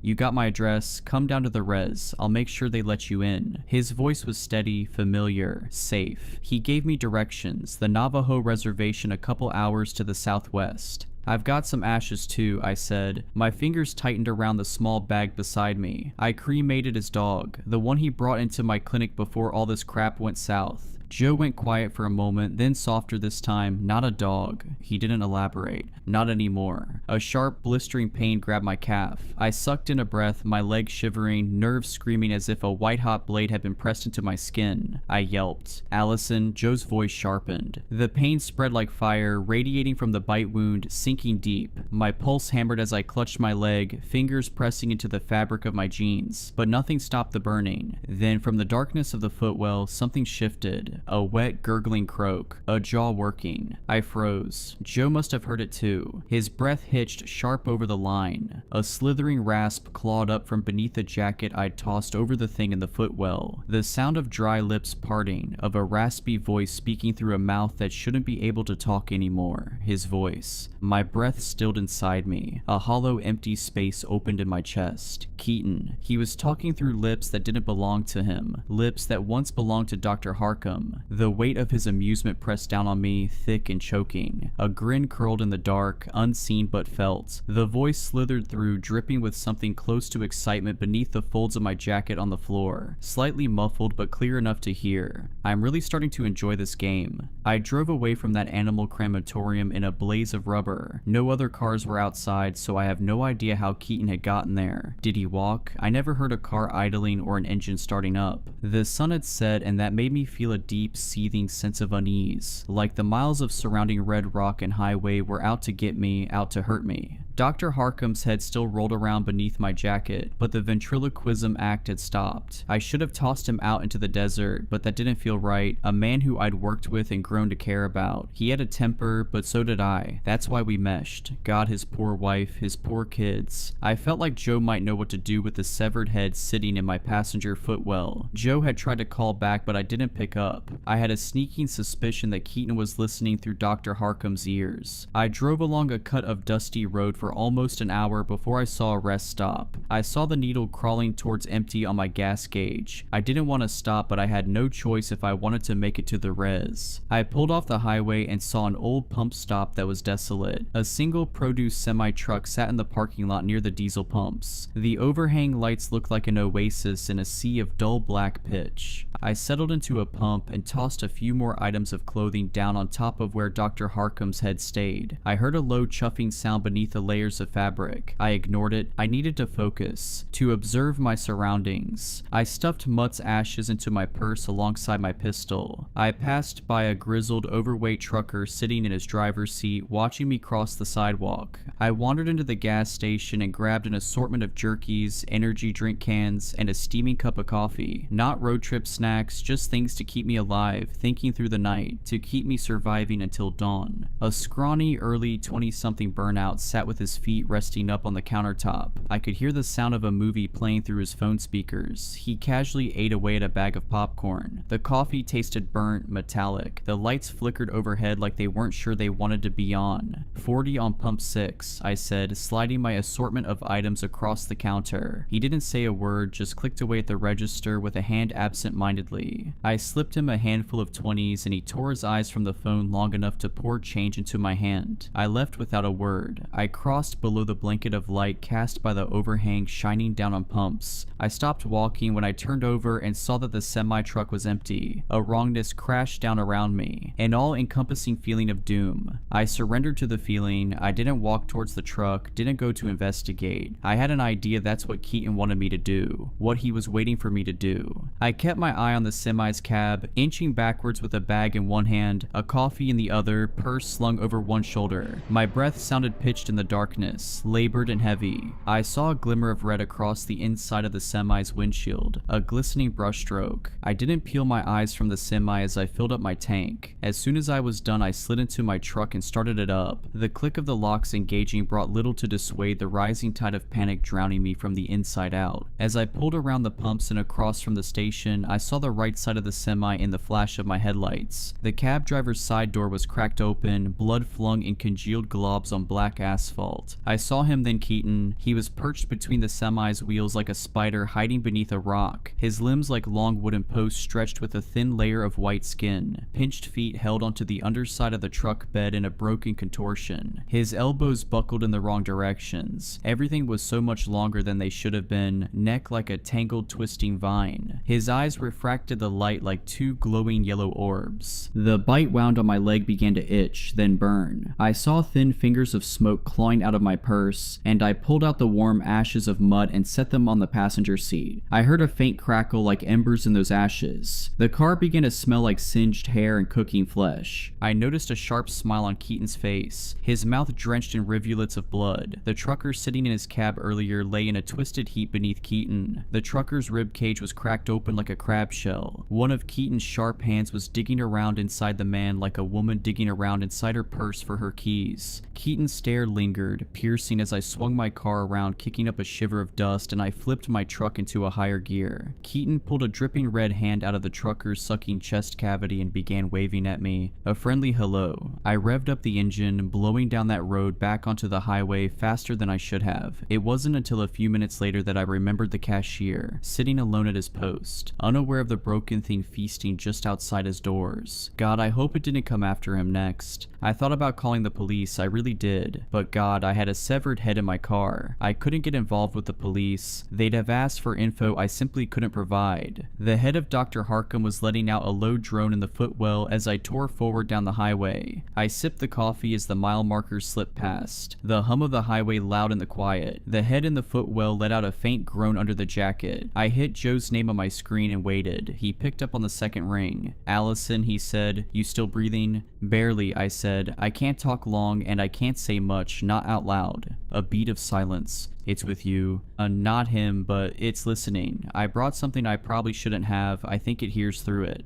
"Alright," Joe said, calm but clipped. "Just talk around it. I can follow." "I'm heading your way. Should hit the basin in a couple hours, give or take." "We're setting up now," he said. "Called in a medicine man named Despa. He knows that old stuff. Said what you told me last time was a bad shadow. Said that thing you shot might have been a mask, not a real dog." "It wasn't a dog," I said, my voice wavering just a hint. Joe exhaled through his nose. I could picture him standing outside his truck, wind tugging at his sleeves, oiled gator skin boots kicking at the weeds. "We set the line near the arroyos. You'll see it before the road curves west. Cedar, ash, pollen. Despa's been blessing it himself. That thing steps through, it'll feel it, might even stop it. I'll drive through, I'll lead it in." He paused. "You sure it's still behind you?" "No," I said. "I'm not sure of anything, except it's not done with me." His voice dropped. "Allison, if that doesn't work, we've got a backup plan. If it follows past the ridge, lead it to the trailer up on the hill. It's mine. Go in, make sure it follows, then slip out the bathroom window and shut it behind you. Locks from the outside. You won't see anyone, but we'll be in position. My cousins are posted nearby. Despa will be with us." Good. Another silence passed between us, the kind that holds everything neither of us wanted to say. "I don't know what this thing is, Joe," I said finally, "but it's not a man, not anymore." "I figured that much." "I hate that I'm leading you into this, Joe." He chuckled. "I'd do anything for you, Allie. Just hate it took something this awful for us to reconnect." I winced. I should have reached out sooner, but time has a way of slipping through your fingers. "You sure your people are ready for this?" No one's ready for something like that, but we've dealt with worse than dogs wearing skin. Joe, I felt a tear streak down my cheek. For the first time, it wasn't an unkindly shed tear. I know, just get here, we'll take care of it. I stared at the horizon where the last light had slipped away hours ago. The jacket in the footwell twitched and a low, warbling breath rattled through the fabric. Listening, clicking teeth together. Soon, I said, just keep the fire burning. I hung up. The road stretched on for miles. I fought the pull of sleep, guzzling caffeine and chewing jerky to stay alert. I was flying toward a violent conclusion. Keaton felt drawn to me, like I was his muse and he the artist. Maybe it was because I killed Mutt, maybe something deeper, some unseen thread tying us together. He killed my friends and coworkers, he beheaded the vet I worked for, burned down the clinic, even murdered a trucker just to send me a message. This was more than cruelty. This was personal. A few miles out from the res, I saw a wash of blue and red lights behind me, followed by the chirp of a police siren. If my sanity were a spool of thread, it was unraveling fast. This night felt like a nightmare unfolding slowly, like a dress billowing on a clothesline. I pulled calmly to the side of the highway, though my heart thundered in my chest. I kept my hands on the steering wheel and stared into the rearview mirror. The officer approached from the right, walking the shoulder with caution. He came to the passenger window and motioned for me to roll it down. I did. License and registration, please, he said in an authoritative tone. Yes, 1 second, officer. My eyes dropped to the bundle of clothes on the floor, and I forced myself to look back up at the glove box. I pulled out some crumpled insurance paperwork and my registration, then grabbed my license from my purse and handed them all over. His face stayed blank, maybe a little annoyed. He had just started walking back to his cruiser when Dr. Harcum's head began to moan, a low, drawn-out sound that grew into a wail. My heart stopped. The mood shifted instantly. The officer turned, clicked on his flashlight, and swept the beam across the truck's interior. What is that noise? He asked, flashing the light across the dash, the seats, the floor. The beam settled on the lump in the passenger footwell. He reached down with a gloved hand. No, don't, please, I said, my voice cracking, panic blooming fast. If he found the head, Keaton would be the least of my problems. Be quiet, ma'am, he snapped. With 2 fingers, he peeled back the jackets, the dirty shirts, and the jeans. He gasped when he saw the head, eyeless, crusted in dried blood, the flesh writhing slightly, twitching on the floorboard. The head wailed louder now, 2 black, empty sockets staring up at him. Oh Lord have mercy, what the hell is this? His tone shifted again, this time to fury. Ma'am, step out of the vehicle now. I reached for my door handle and heard him unholster his sidearm with a sharp pop. His flashlight lit up the cabin like a searchlight, held steady in his left hand. In his right, he raised a sleek black pistol, his gloved fingers wrapped tight around the grip.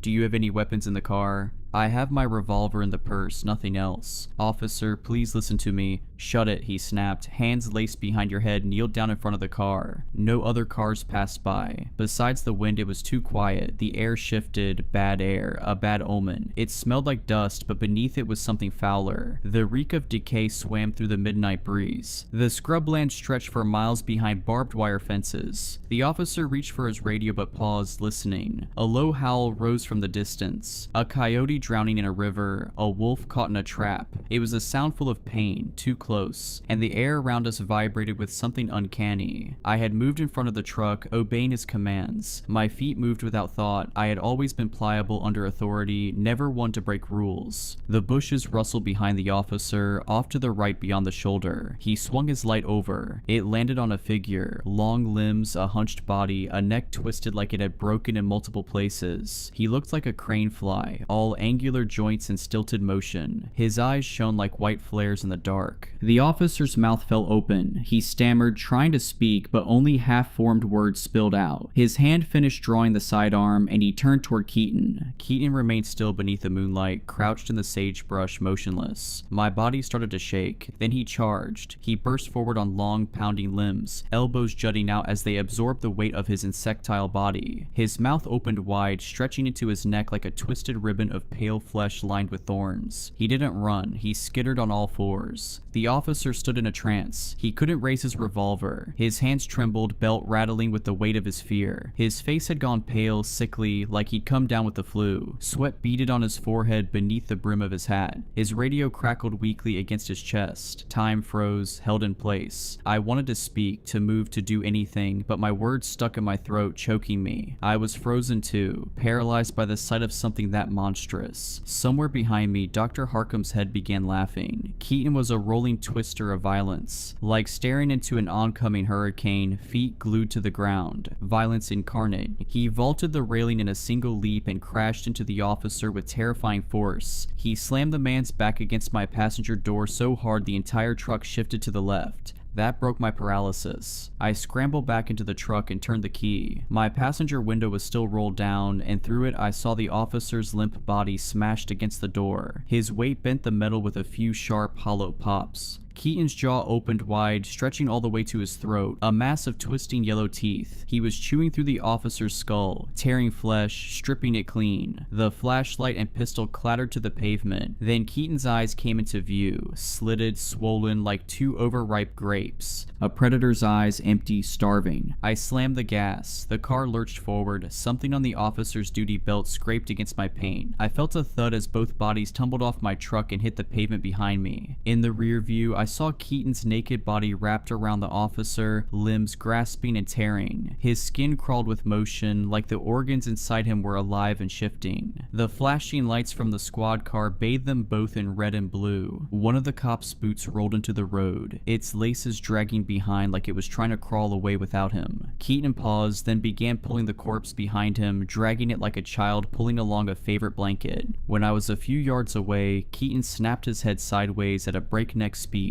His gaze locked directly onto the back of my truck. It was piercing, inevitable, furious, like he just realized I was getting away and the rage hit him all at once. As he grew smaller in the rear view, I saw him heave the officer's body off the ground and toss it deep into the scrublands. Then he started running after me. I climbed faster and faster, 60 miles per hour. The old truck's engine began to rumble beneath me. 70, the engine groaned. I caught the sharp smell of gas fumes. Keaton was gaining. At 80, the truck shook, barely holding together as the engine roared. I burned rubber twisting onto an off-ramp, saw an oncoming car a few miles down the road. My tires nearly lost traction on the gravel, kicking up a flurry of pebbles as I fought for control. Keaton was close enough to reach out. He moved impossibly fast, loping with his long limbs and elbows tucked tight to his sides. I saw the fire burning in his eyes. He was done chasing. He wanted blood, mine. And if he caught me, I knew he wouldn't let me go again. The ashes of mutt crackled in the passenger seat like gunpowder. The head lolled from side to side in the footwell. I felt like I was losing my mind, but between the smell of scorched ash, the reek of decay blooming around me as Keaton drew closer, and the sound of the head laughing, I knew I wasn't crazy. This was all real, raw, and wrong. The box I had been stuffing all these impossibilities into was overflowing now. What happens when the box breaks? Would my mind break too? I passed through the arroyos and toward the toll booth borders of this part of the res. The barrier bars were lifted. Was this where the line had been drawn? Could Keaton cross it? He was halfway up the roadside, nearly level with the side of my truck. He wasn't looking ahead. His neck was twisted toward me, his body pounding forward with a mindless kind of purpose. His mouth hung open, eyes wide. Behind me, Dr. Harkham's head shouted with laughter. The engine rattled with speed. Keaton was so close I could smell death. I could see the dried blood of so many victims caked across his twisted, nude body like a suit of crimson armor. Right as I crossed the border barricade, Keaton veered sharply to the left. I watched him clear the fence and crash down in a heap, thrashing on his back like an insect, arms curled toward the sky. The head stopped laughing. The ashes stopped crackling. I slammed the brake pedal to the floor. Keaton writhed. I saw Joe's trailer on the hill, half swallowed in dust, lit by the hard glare of floodlights. I focused the headlights on him. His thrashing slowed, then stilled. My tires thumped over uneven ground as I crept forward, heart burning like a live wire. I stomped the gas, aiming to crush him beneath the weight of the truck, but he leapt at the last second, sprawling across the roof and smashing through the back windshield in a burst of glass. I flung the car into reverse. One tire crunched over his leg. For the first time, I saw pain in Keaton's eyes in the rear view. I clenched my teeth until my jaw ached. Keaton clung to the frame, screeching. He yanked and pulled, his foot pinned like a plank beneath the tire. I slammed into drive. He flew backwards off of the car, his limb bending bending and snapping like a brittle branch. As I climbed toward the hill, I saw him rise again on all fours. One leg was twisted into broken segments, the foot dragging unnaturally across the dirt, and still he came after me. But now there was a break in his stride, he was slower, he was wounded, and if it bleeds, it can die. At least I hope so. I rounded the rise. The area was desolate, not a soul in sight. I hoped that was part of the plan. I prayed it was. I slid in my car into park on the ridge and pulled the parking brake. Behind me, I heard the pounding of hands on earth, getting closer with every second. Keaton landed on my roof with a thud, the metal buckling under his weight. Then he threw himself forward, vaulted over the hood, and smeared blood across the windshield as he rolled and hit the ground. He stood facing me with those reptile eyes, blocking the way to the trailer. Its door was wide open. I pulled the gun from my purse and pointed it at him. He tilted his head and I felt my muscles tense. I wasn't pulling the trigger, something inside me was pulling against it. I fired once. The bullet missed him entirely and buried itself into the trailer wall. Keaton charged. I dropped the pistol and ran around the car. He roared as his broken ankle slammed against the dirt. He scrambled onto the roof again and I ducked to avoid a swipe from his hand. The spot where Mutt had bitten my ankle throbbed and the pain lit sparks behind my eyes as I flexed and pushed through. The body will break itself to escape death, and the mind, drowning in adrenaline, becomes a weapon. But he was feeling it too, the adrenaline. His nervous system was short-circuiting, his mouth open like a wilted flower, tongue flicking through the air. He was tasting something. Could he smell Joe? The others, were they near? He leapt and I dove through the trailer doorway. One of his claws raked across my back. I shoved past a floral couch, knocked pans off a shelf in the narrow kitchen, and bolted toward the bathroom. Keaton thundered in behind me, screaming, "I'll rip out your throat." His voice scraped like rusted wire dragged across concrete, echoing down the narrow hallway. "Play with your insides, eat them." The trailer rocked under Keaton's weight, metal hinges groaning. I slammed the bathroom door behind me and scrambled for the open window. My foot knocked over a toothbrush and a tube of paste as I shoved myself through. Pain flared along my back. The wound on my calf throbbed. Keaton was almost on me. I could feel his heat, the hate radiating off him. The door splintered just as I dove. My teeth cracked against desert stone when I hit the ground. A burst of white light exploded behind my eyes, and blood filled my nose, hot and thick. Something moved past me, fast, silent. I heard the window slam shut, arms wrapped around my torso and dragged me away from the trailer, around to the front by my car. Keaton's voice roared from inside, a storm of curses and blasphemy. He screamed like a trapped coyote, cornered and caged. He'd sensed something was off, but he couldn't help himself. His bloodlust had outpaced his instincts. Now he was trapped. I turned my face upward. The sky above the basin cracked with heat lightning. Purple veins crawled across the clouds.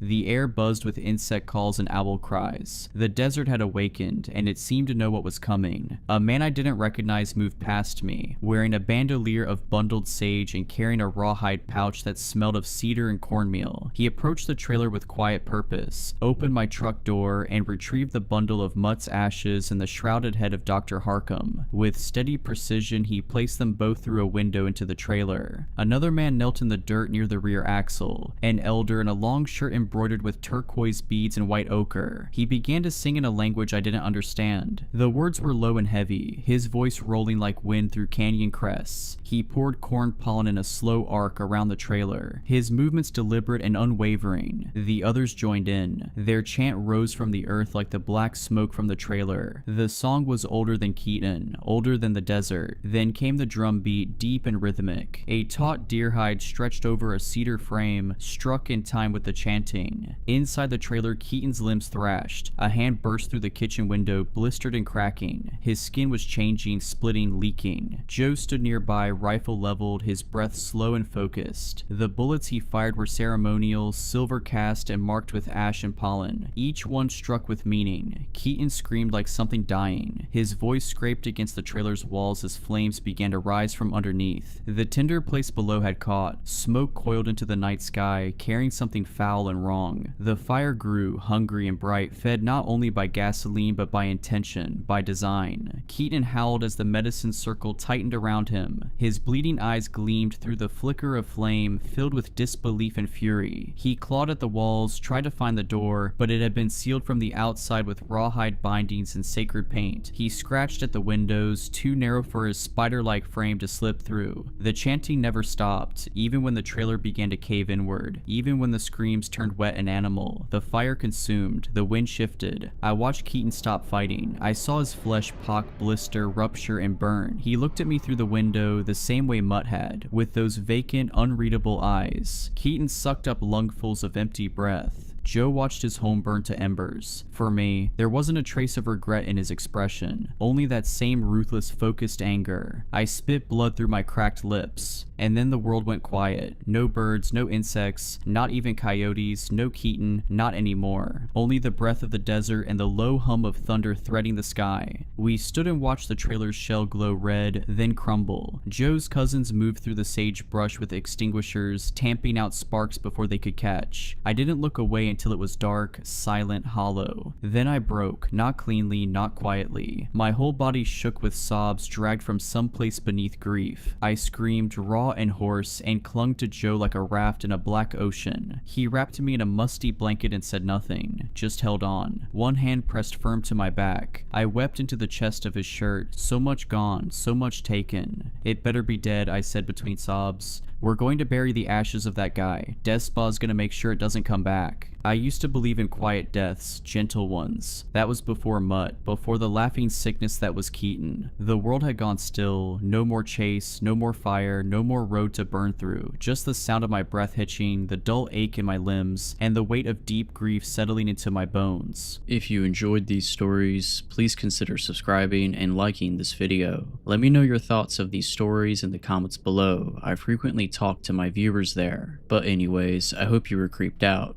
Just kidding. Stay safe.